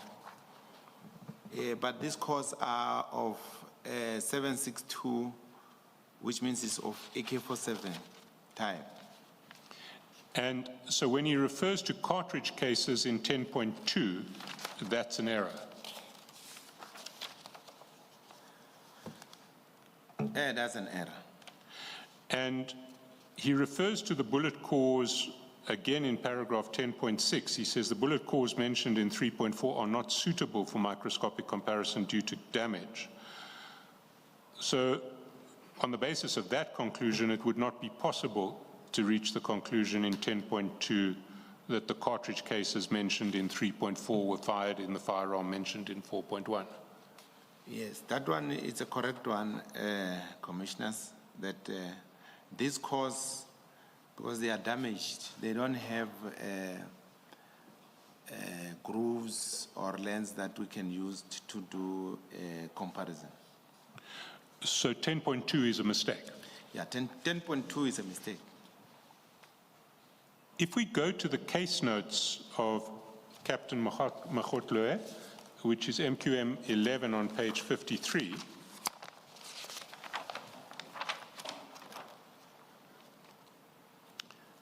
and you see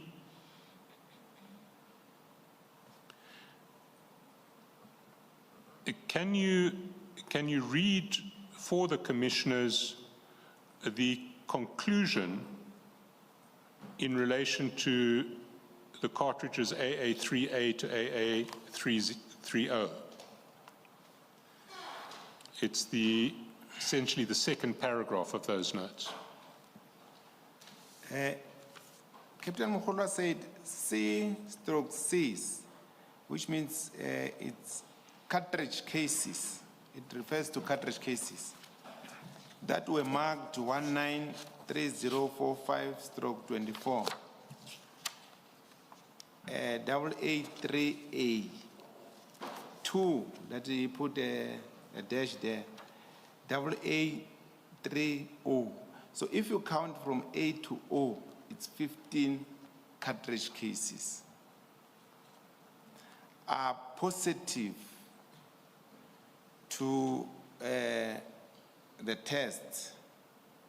That is 363 TC1 and 363 TC2.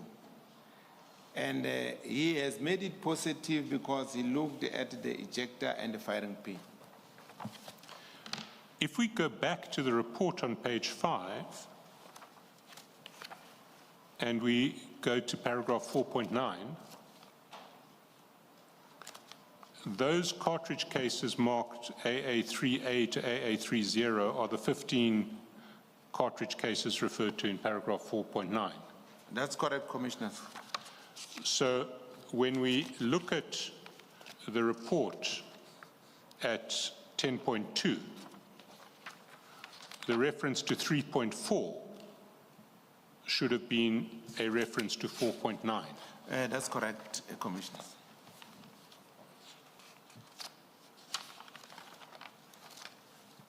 If I can take you further down the report to paragraph 13, still on that same page of page 7, starting at 13.2,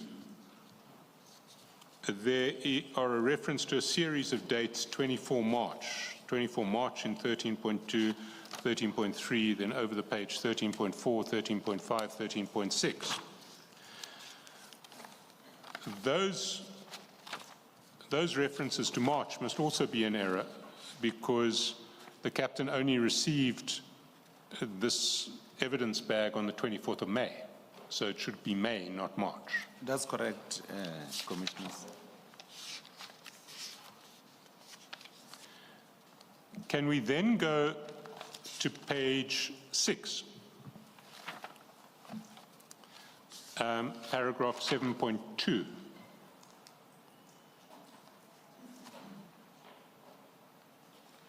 And there the captain says, ammunition used for test purposes was marked as 363 TC1 and 363 TC2 on the cartridge cases, and 363 TB1 and 363 TB2 on the bullets, and was fired in the pistol mentioned in 4.1. If we go back to 4.1, what firearm is he referring to in 4.1? It's a rifle. It's a 7.62 by 39, a Russian AK-47. And is that a pistol? It's a rifle. It's not a pistol. So 7.2 is also an error. It should say rifle. I think it's an error. Can I take you then to another problem with 7.6, 7.2?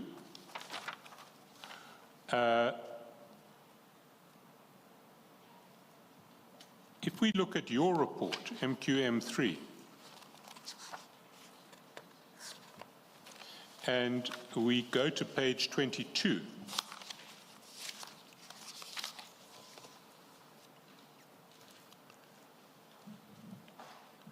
and we go first to paragraph 4.6, you record, well, let's start at 4.1. At 4.1, this is when you were asked to do comparisons involving the same AK-47. Yeah, that's correct, but using the tests. But using the tests that had been created by Captain Mahotwe. That's correct. So in 4.1, in one of the evidence bags, there was a test-fired cartridge case marked 363 TC1. And in 4.6, in another evidence bag, there were two more test-fired cartridge cases marked 363 TC2 and 363 TC3. That's correct, Commissioner. So there were 3 test cartridges that Captain Mahotwe must have fired. Yes, it looks like he has made 3 tests, because that is what I got from the seal bag. Look at 4.12 as well over the page on 23.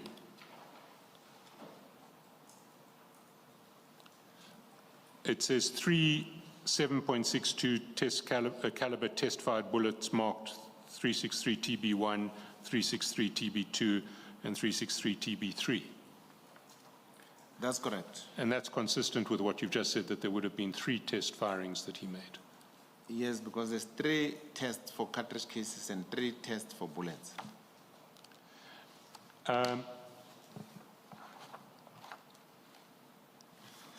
If we then go to the review report,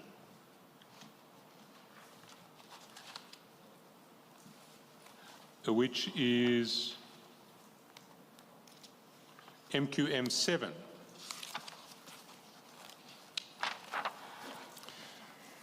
we see that when Captain Mahotwe first produced his report, the reviewer would not sign off on it. She said no at page 48. Yes, the reviewer said no, C lab number. C lab number, and that's the reference to the Vereniging case file. And if we go 2 pages down to MQM 8, page 50, the reviewer says bag in paragraph 4.2 incorrect and paragraph 3. So if we go to first paragraph 3, the bag referred to there in the report that we have at page 3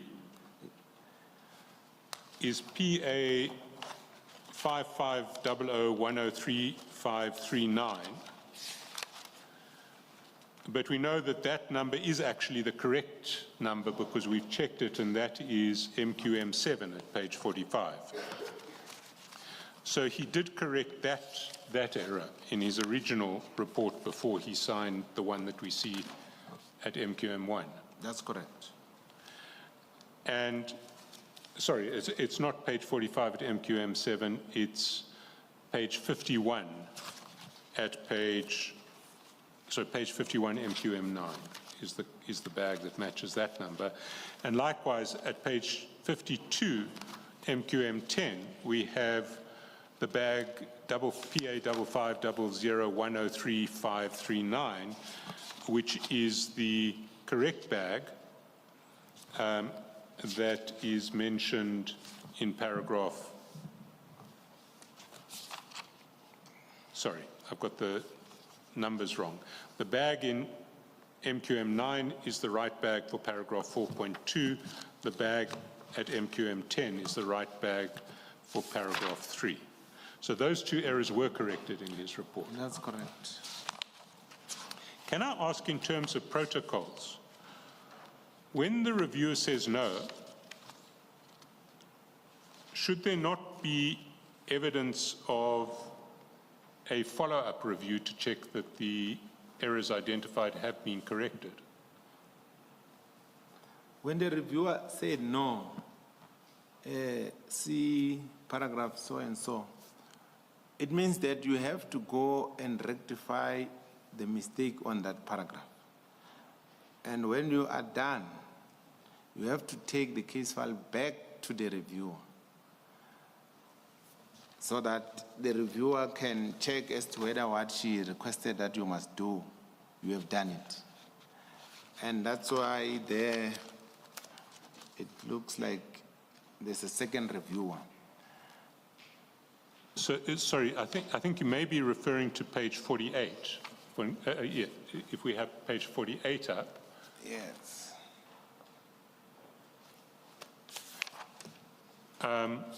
At the foot of the page, the form has section E, second round of case review, case file passed, second review. Yeah. And in this case, those blocks are all left blank. Yes, it's blank. So if you fail first review, in the ordinary course of events, are you expected to bring it back for the reviewer to confirm that you have now passed second review? Yes, the case is now cleared. And in this case, it seems that the report was released without the reviewer certifying that it had passed second review. That's correct.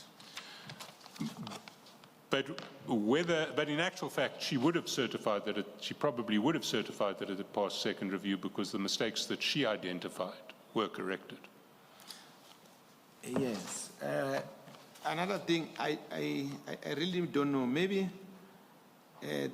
he might have corrected the mistake and sent it back to the reviewer, but the reviewer didn't complete this part.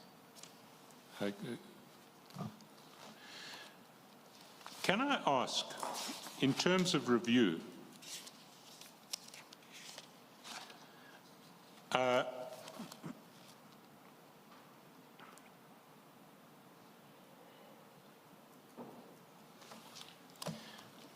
there are, if one looks at the form on page 50,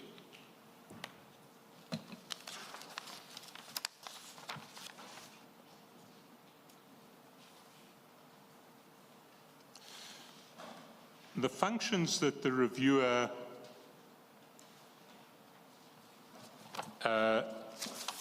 is supposed to perform are set out section A, section B, section C. So the reviewer is supposed to check, do the case details on A, B, C, D, and front page of the case file correspond? Yes. What are A, B, C, D? A, B, C, D, this file has 4 sides. This one is A, and this one is B, this one is C, and this one is D. And where does the report of Captain Makgotlwe sit in terms of A, B, C, D?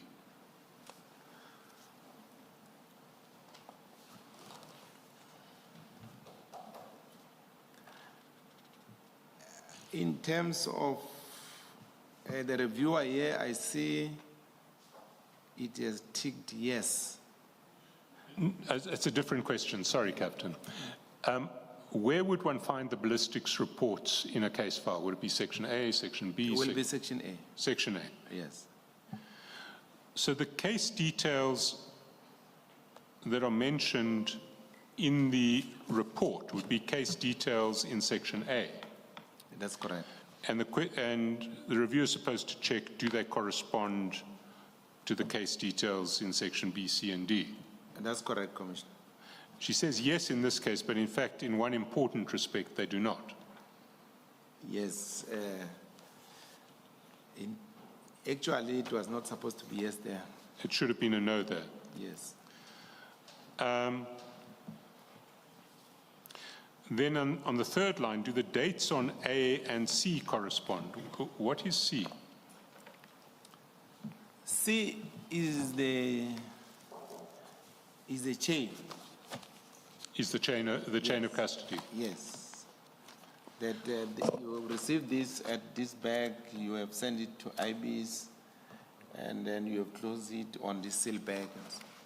But that part, it's also having a part for the review at the back.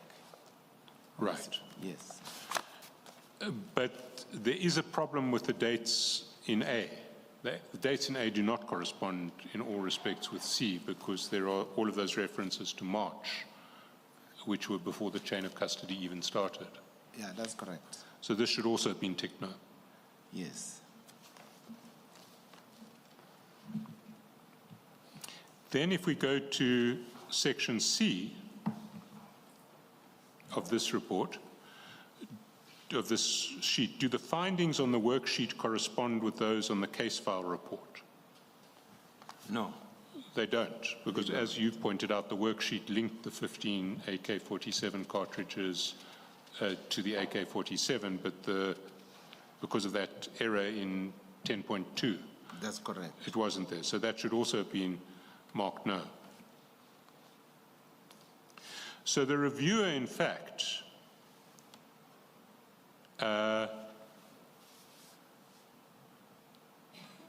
marked 3 yeses where she should have marked no. Yeah, that's correct. If we then go to the second report, which starts at page 10 of your case file, sorry, your annexure file. Page? Page 10 of your annexure file, MQM2. Oh, yes. So that is the second report. If we go to page 4, we see that that first error of the date of the case number, Bramley case 140/04. I think Seneca is page 12. Page 12, I apologize, yes. That second error has not been corrected in the second report. That's correct. If we go to page 13, paragraph 4.13, we see that the error in relation to the description of a cartridge as a cartridge case was not corrected in the report, but we've seen from the supplementary report that we addressed with Brigadier Mkachwa yesterday that there was a supplementary that identified this error, said it was an error and corrected it. That's correct, but I have not seen the supplementary, but... You haven't seen the supplementary? No. I've never seen it, but I think it's in this case file. It's in? I think it's in one of these case files. It would be in the Bramley case file. Okay. But in any event, we saw it from Brigadier Mkachwa yesterday in the non-conformance report. Brigadier Mkabele, yes. Sorry, Brigadier Mkavela, sorry. So that was corrected. If we go to 10.2 on page 15, the reference to 4.9 was put in. So the original mistaken reference to 3.4 or erroneous reference to 3.4 was replaced with the correct reference to 4.9. So that was corrected. Yeah, corrected. If we look at the dates in paragraph 13.2 onwards, we see there still are these references to March, so that hasn't been corrected. Not corrected, yes. And if we go back to page 14 and 7.2, we see that instead of referring to a rifle in 7.2, it still refers to a pistol, and the test ammunition still only refers to 2 test cartridges and 2 test bullets, not 3. That's correct. If we go to page 16 and we look at the date of the second report, we see a new problem, which is the second report is dated 22 May 2024. But it had to have been, the affidavit had to have been signed at a later date than 24 May 2024. Because, well, for one thing, the review of the very first version of the document only took place on the 6th of June, we saw from that review report. Yeah, correct. The date was supposed to be different. Can I ask you, is it common practice, if one looks at the change that was made in 10.2, to make a change as it were, to put in a replacement page, as opposed to just filing a supplementary that identifies the error and corrects it? Commissioners, I think the procedure is that you have to make a supplementary report. And in a supplementary report, you are going to point the mistakes that you are correcting from the original report. So it's not consistent with procedure just to correct the report in the document and put in a replacement page. No, it's not. And apart from anything else, doing that, it gives it incorrectly backdates your replacement to 24 May 2024 because it doesn't flag the fact that your replacement page is put in at a date after 24 May 2024. Yes.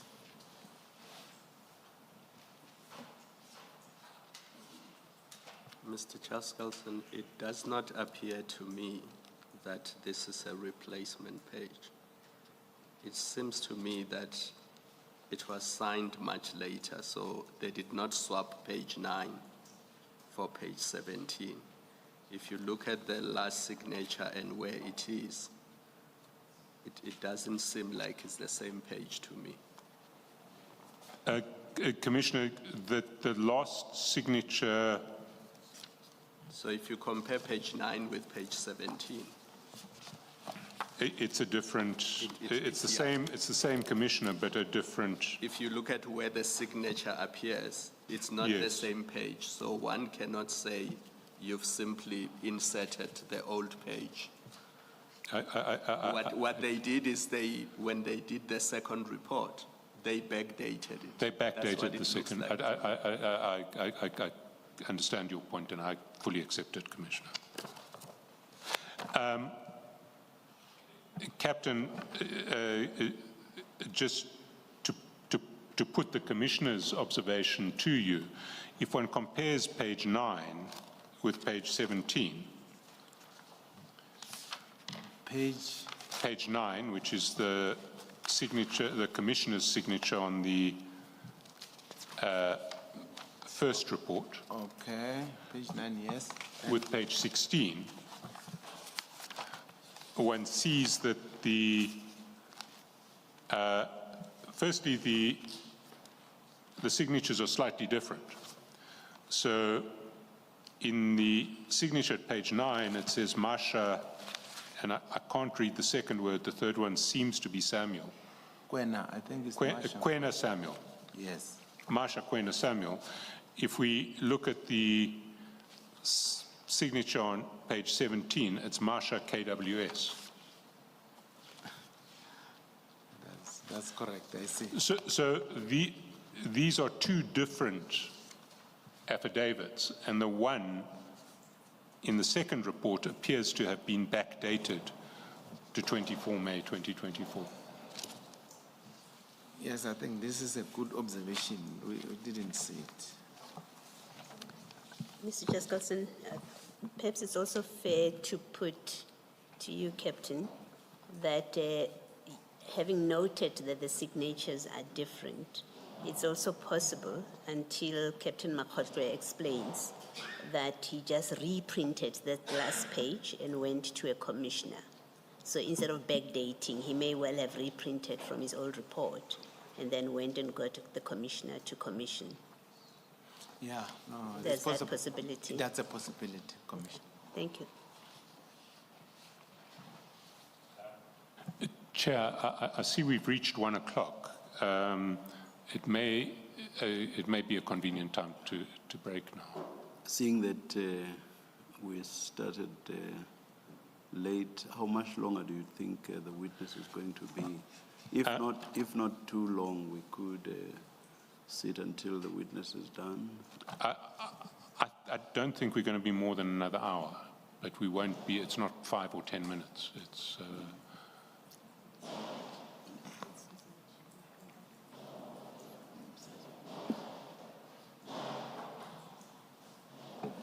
Let us adjourn and resume at 2 o'clock. Thank you, Chair.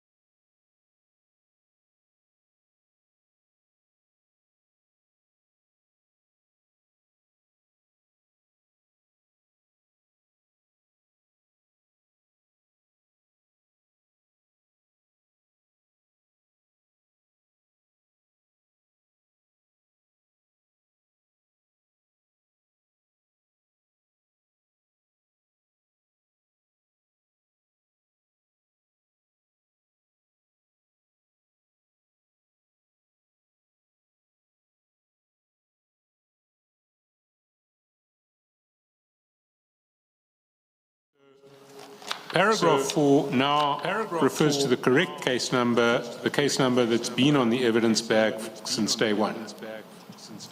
That's correct. The only other difference between this report and the second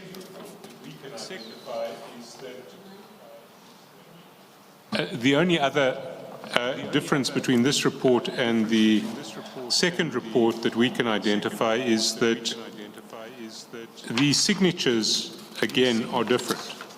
So if one goes to page 42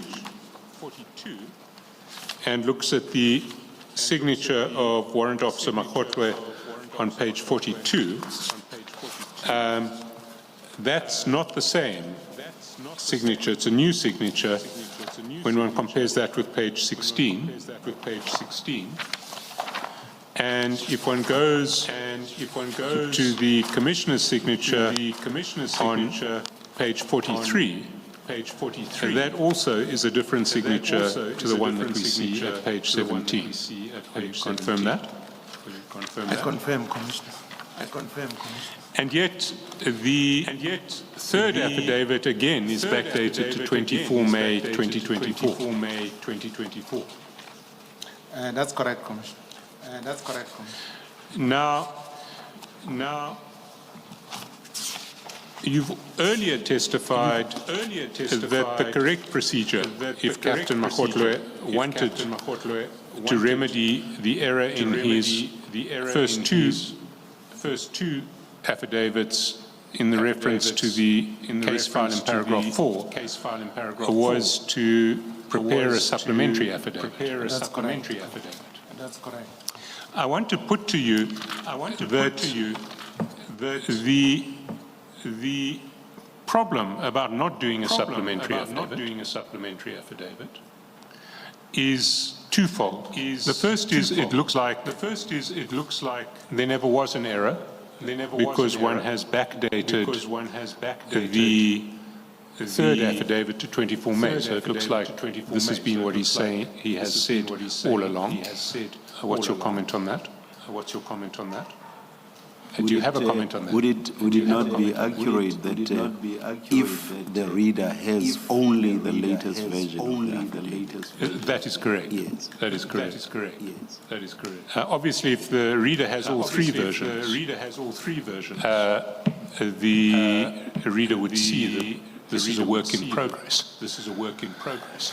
But the second error is that the whole point about a supplementary is to highlight that there was a mistake and that you have corrected it. That's correct. If you do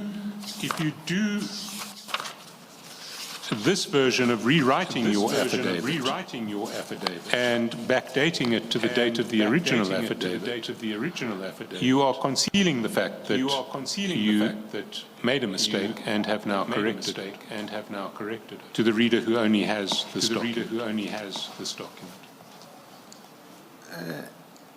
Yes, Commissioners, because at the end of the day, that report that you have rectified needs to go to the IO. So if you rectify using the backdated one and you don't give it to the IO, it is going to expose you. Because the IO will be having an affidavit or a report that will have mistakes that we have corrected on the affidavit that we're having on the file. And which affidavit is the affidavit likely to go to court? The affidavit that is going to court is the affidavit that has been collected already by the IO. So that affidavit is going to court with its mistakes, but then the mistakes that we have corrected is in the file. The correction, the right report is in the file. There's one last issue I want to deal with in relation to these successive reports, which is that if one goes back to the review reports, paragraphs MQM 7 and MQM 8, pages 48 and 50.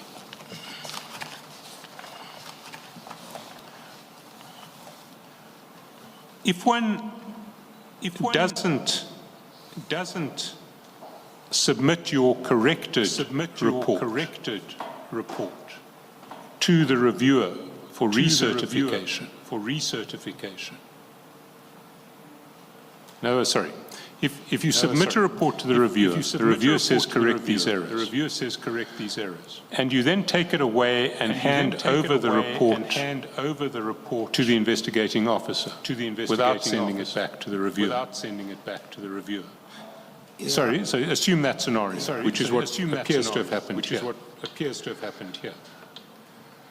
If you wanted to sabotage the report, you could make all sorts of changes from the copy that you gave to the reviewer in the first instance, and hand an amended report to the IO. Yeah, that is possible, Commissioner. Because when the reviewer gave you the case file and said, go and rectify one, you have to go and rectify. After rectifying, you must take it back to that reviewer. That reviewer is responsible to take the case file to IBs or to the archives and to take that report to case admin for disposal. So if it goes back to the examiner and the examiner rectify and then take it to the IO, then the reviewer now don't know as to whether the report was rectified or not. Even if you have made some changes, the reviewer will not know because the affidavit or the report was not brought back to him or her. In other words, what's happened here is that a document has gone out to the investigating officer without apparently passing through the hands of the reviewer in its final form before it went to the investigating officer. Yeah, it looks like that because when I listened, I hear that no, the IO got the report from the examiner. So it's possible. Can we then go back to your statement? Just Councillor, before you do that, you've cross-referenced signatures, and I think it's important that we get to the heart of what it is you're suggesting. You've cross-referenced Captain Makotre's signature at page 42 and the one at page 16. Which are different reports, and you've said in one of them that's a new signature. I think you said the one at page 16 is a different signature. What is the big point that you're making? Are you suggesting it's not him that signed? Are you suggesting he sought to mislead with that signature? I think it does need to be clarified. No, Chair. I think it's the point that I'm not suggesting that this isn't the signature of Warrant Officer Makotwe. It's the point that Commissioner Kumana made earlier, which is this is not that a replacement page was printed out. It's that a full copy of the amended document appears to have been printed out with the same backdated date of 24 May and then signed afresh at a third. I understand. I just thought it needed to be clarified. Thank you. Sufficiently clear. Thank you. Sufficiently clear. Thank you.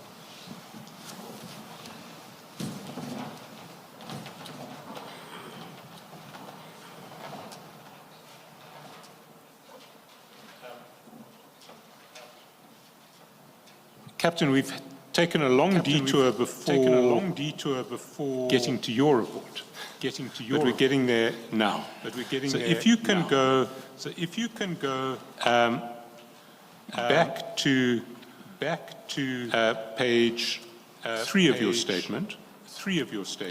And you'll recall earlier that you testified that you got this request on 3 June to compare the Bramley ballistics specimens with 5 other cases that we've called Case 2, Case 3, the Pretoria West case, Case 5, Case 2, the Littleton case, the Pretoria West case, Case 5, and Case 6. Can you pick up from paragraph 10 of your report, where you describe what you did?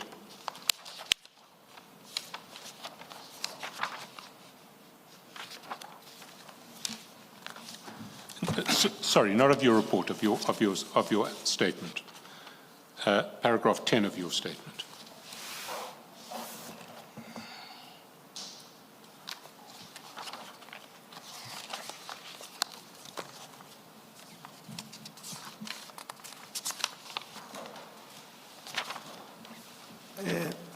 Commissioners,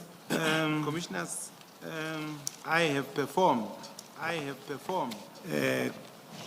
or I can say that I have compared the cases that are stated in my MQM3.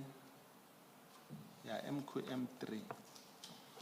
I've compared those cases with the Bramley case,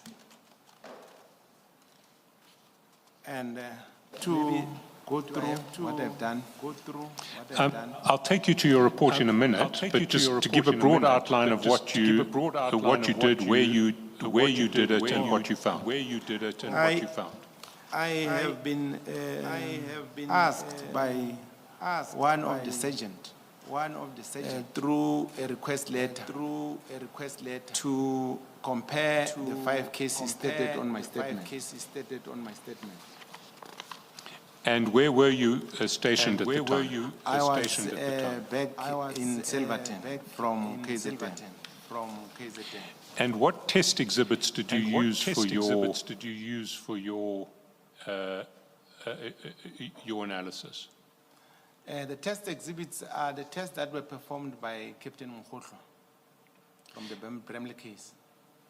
And if you go to paragraph 12, can you give the Commission a summary of what you concluded with your analysis? I found that Bramley 149, that was the possession of firearms, is linking with the case docket. And remember that it referred to case 2, case 5, case 6.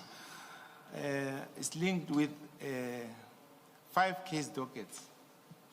It's linking firstly with case 2, and it's linking with Littleton, case 157 of 8/2022, and it's linking with Pretoria West, case 447/7/21. And it's linking with case 5, and also it's linking with case 6. And in paragraphs 12.1 and 12.2, you identify the specific links that you found. Can you tell the Commission what they were? Paragraph 12.1, an AK-47 with serial number 575363, it is a Russian make, used in a Bramley, was linked with case 2 and Littleton case.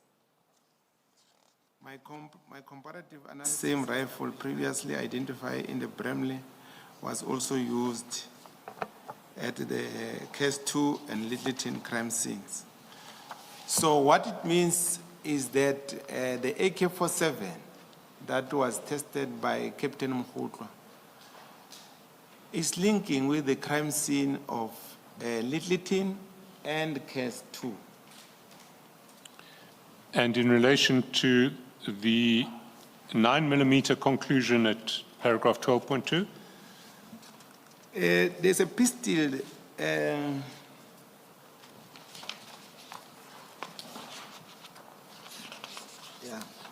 There's a pistol with an obliterated serial number. The make is Taurus. That pistol is the pistol that was tested at Bramley case by Captain Mkhotlo. And that pistol is linking also with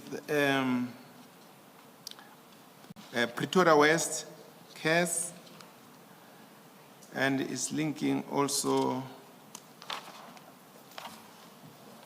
with case 6. Let me get my notes aside.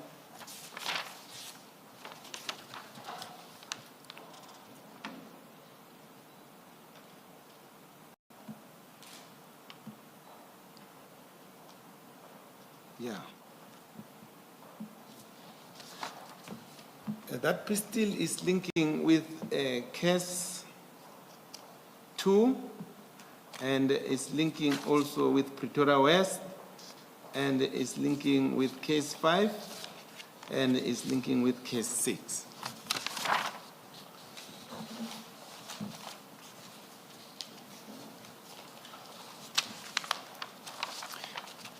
And if we go to your report, which is MQM3 from page 18,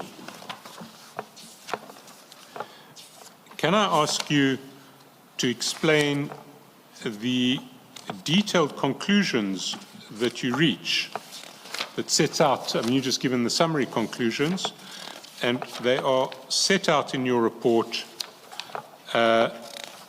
from the foot of page 25, paragraph 11, page 8 of 11 of your report. Can you, maybe what would help the commissioners in this regard is if at the top of the page where all of the cases are mentioned, you can explain to the commissioners against each case which cartridges are linked to which case, where that list of 6 cases at the top is, and then you can do your conclusions with reference to that. So which are the cartridges linked to the Bramley case? Sena Council, I think maybe, is it not proper for me maybe to first explain what is comparison microscope? Sure. Yeah.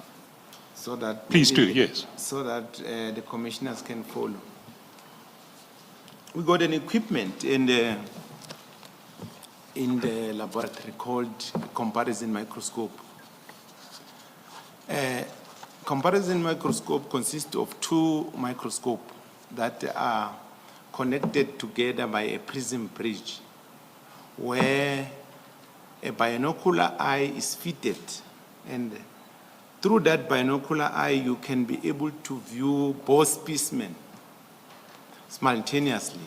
And underneath the microscope there are platforms where we place these specimens.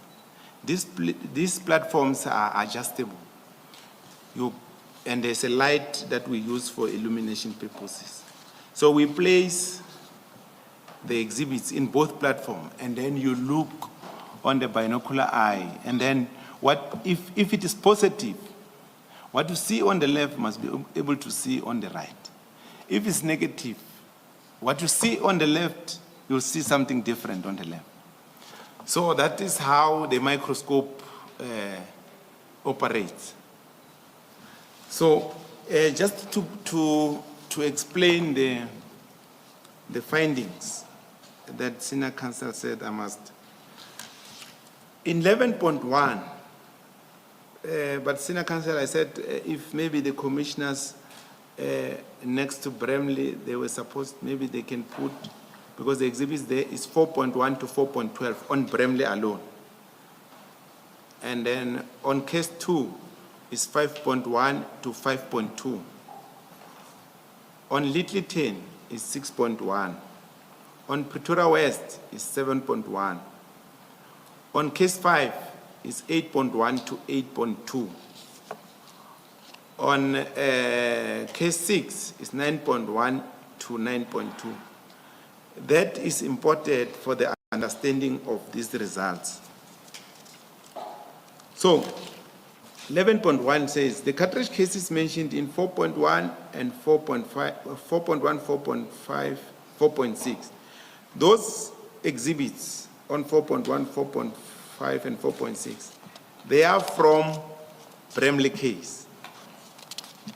And then 5.2, that exhibit is from case 2. And 6.1, that exhibit is from Littleton. So what it means is that that AK-47 was used. The AK-47 that was tested by Captain Mkhotlo was used in case 2 and Littleton. That is the first finding. And when we go to 11.2, here we're dealing with the pistol. So the cartridge case is mentioned in 4.2, 4.7. Those ones are from Bramley. 5.1 are from case 2. 7.1 are from Pretoria West. 8.1 are from case 5. 9.1 are from case 6. So what it means that Taurus with an obliterated number was used in case 2, and it was used in Pretoria West, it was used in case 5 and case 6. So that's what it means. These are the two firearms that were tested by Captain Mkhotlo that are linking with the cases mentioned in the report. And your conclusion in 11.3? 11.3, the cartridge cases mentioned in 6.1, that is Littleton, and case 2 were fired in the third firearm. There, commissioners, Littleton, the only firearm that was used, the firearms that were used there are rifles only. So I'm just showing there that no, there's a link between Littleton and case 5, but the firearm is not recovered. So in addition to the AK-47 that was seized at Bramley, Yes, there was another rifle that was used at Littleton, and is it case 5? yes, that was not recovered. And was that also an AK-47? It's a 7.62 by 39. It's a, I can't say it's an AK-47, but the ammunitions that were used are used by the AK-47. It's a rifle that uses the same ammunition as an AK-47. That's correct. And maybe an AK-47 and maybe another rifle. That's correct.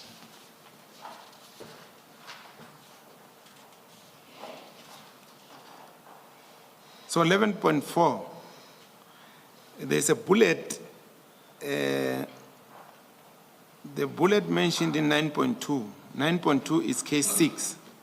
Was not fired from the same firearm with bullets mentioned in 4.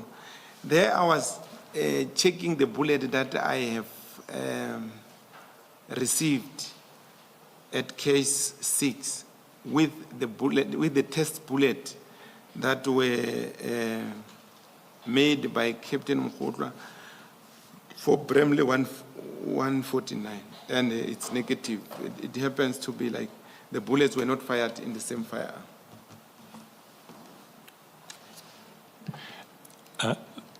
Thank you very much, Captain. From my side, I don't have further questions for you.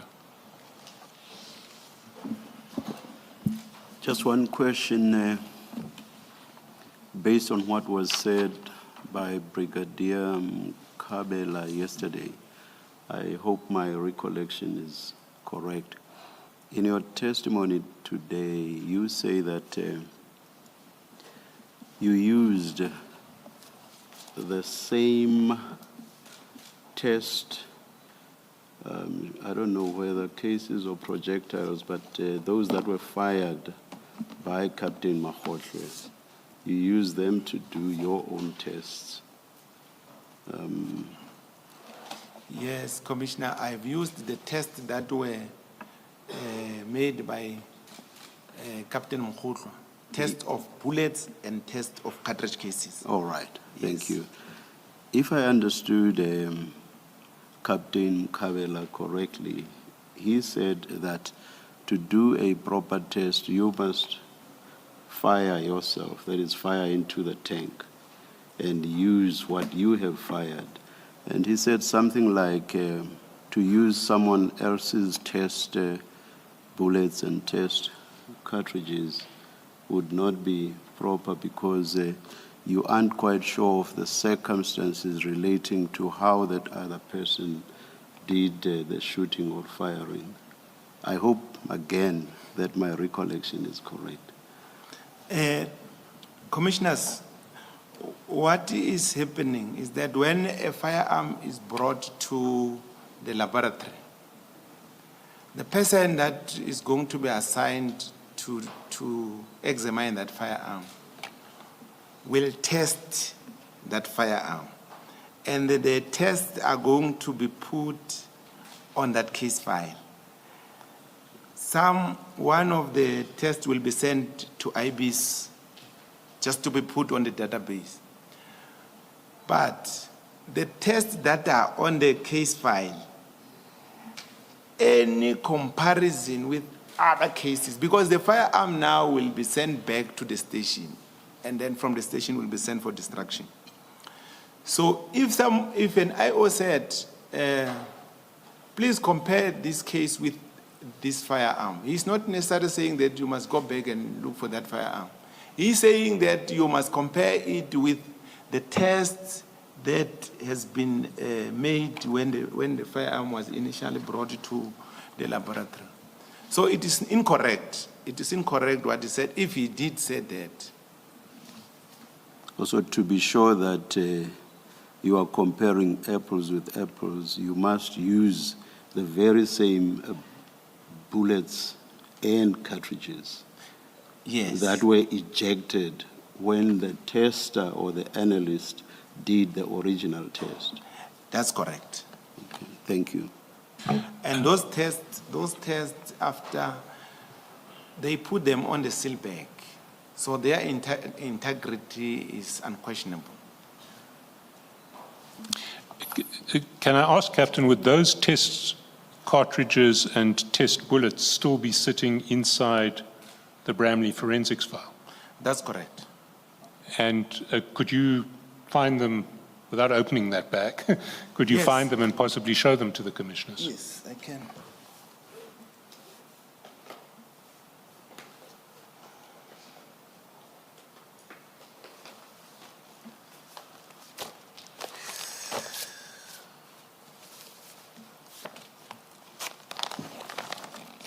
But now they are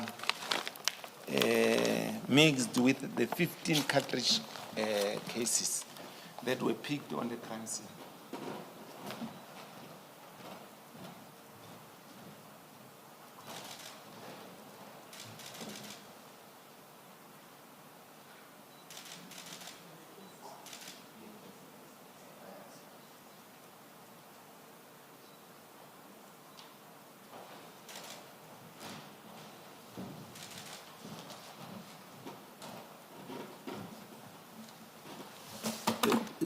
But just to be clear, my question though related to what the analyst or tester fires into a tank, as I understood Brigadier Mkabela's case. My question did not relate to what would be picked up, whether at the scene or in this case where the suspects were arrested. So my question related to what is fired for purposes of conducting the test, what is fired into the tank.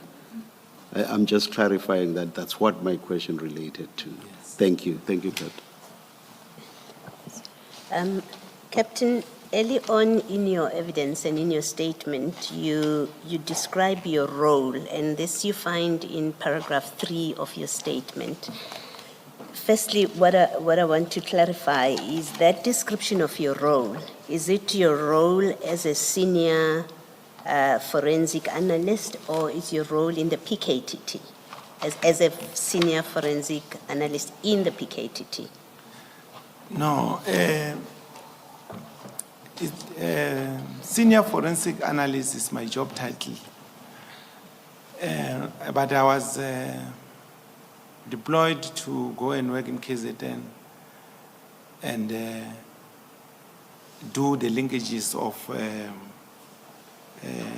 cases, do crime scenes, do vehicle examination. So those are the role of a senior forensic, actually an analyst. Okay. Yes. So the description you give in paragraph 3, that's a description of the role of an analyst.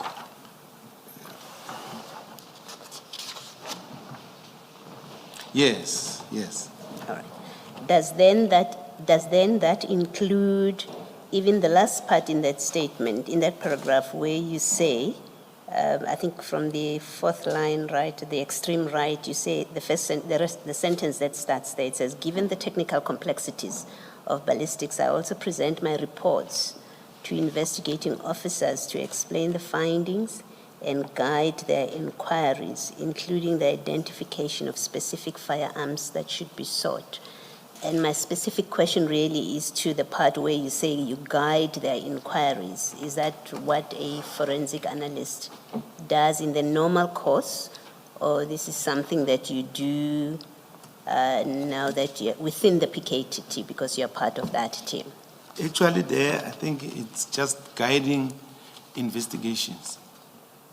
Okay. Just unravel that. What does that mean? It means, say for instance, a crime has been committed and then a person was shot with a 9mm shot. It is our duty to explain to the IO that what you are looking for is a 9mm shot, not a 9mm pistol, not a rifle. Because the police will come and bring all these firearms, they say compare. But if you said, for this case, the person was killed with a 9mm shot, then the person knows exactly what kind of a firearm he's looking for. Yes. And that's a role, that's a function you perform in the normal course? Yes. Okay. And then lastly from me, you said further on that the analysis that you did, the final one in April 2025, you did that in Pretoria. You are now back at your station in Pretoria. That's correct. Does that mean you are now back in Pretoria, or this was just for this specific assignment? And No, I asked the question because because of the directive that the PKTT should be dissolved, the minister's directive, and I want to understand whether is that why you're back in the laboratory, or this is just for this assignment? Okay, let me put it this way, commissioners. PKTT is not dissolved, but some members of the PKTT were sent home. Like the ballistics, the crime intelligence, the LCRC, the members who are left at PKTT as we speak is the detectives and the combat. Because the combat is there to protect the detectives when they go to court. Although even ourselves, from time to time, I fly to Durban to attend cases. But I am back for now. Now, given the function or the role that you were playing in the PKTT when you were assigned to the PKTT. Now that you are out of that, you've been sent home. What do you say, or what would you say is the consequence of it on the work of the PKTT? What do they now lack, which they had while you were there on a full-time basis? PKTT lack now, I think, the turnaround time of the investigating the case. They were having everything in the palm of their hands. When they arrest a person with a firearm, they send it to ballistics. We are going to produce a report within a day or two. They need LCRC to go and collect the specimens. Same day, the case in ballistics. They needed crime intelligence to get evidence or information. And they needed, I think there's cell phone analysts also to do, if the cell phone is, they confiscate the cell phone, download the cell phone. And they need also, the analysts. So now they are no longer going to process things very fast to be effective as they used to be effective, because part of the disciplines are no longer part of them. Thank you, Captain. Thank you. Just to pick up on the Commissioner's question, assume the PKTT now sees a firearm.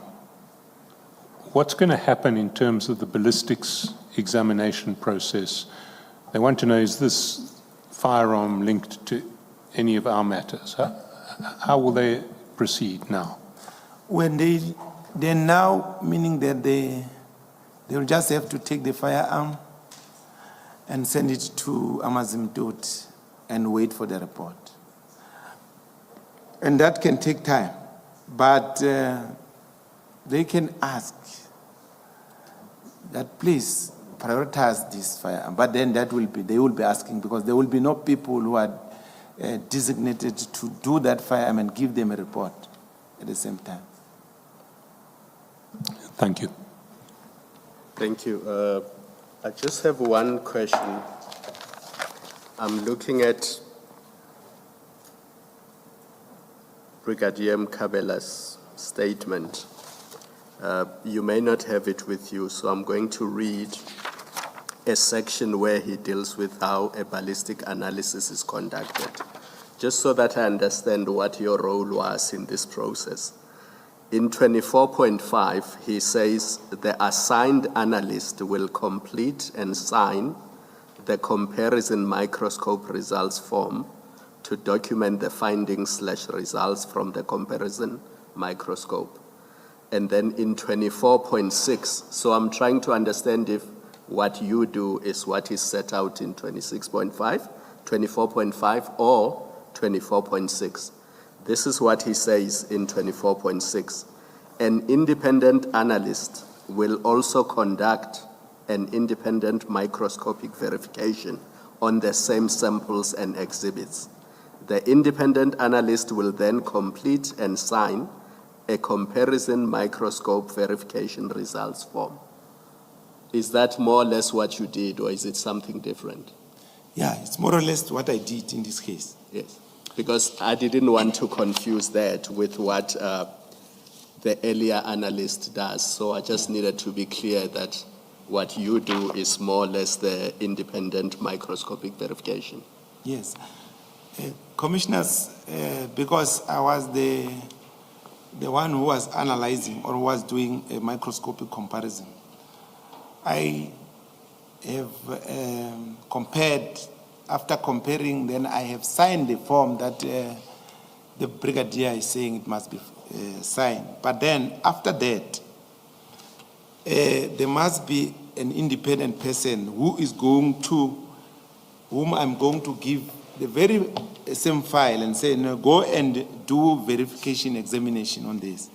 So that person, if what I've done, say for instance, I said I got positive, he must come with positive. So if I said, okay, what I've done, maybe there's negative, he must come to that very same conclusion. And our results or our findings, even an independent experts from outside ballistics must come to the very same conclusion.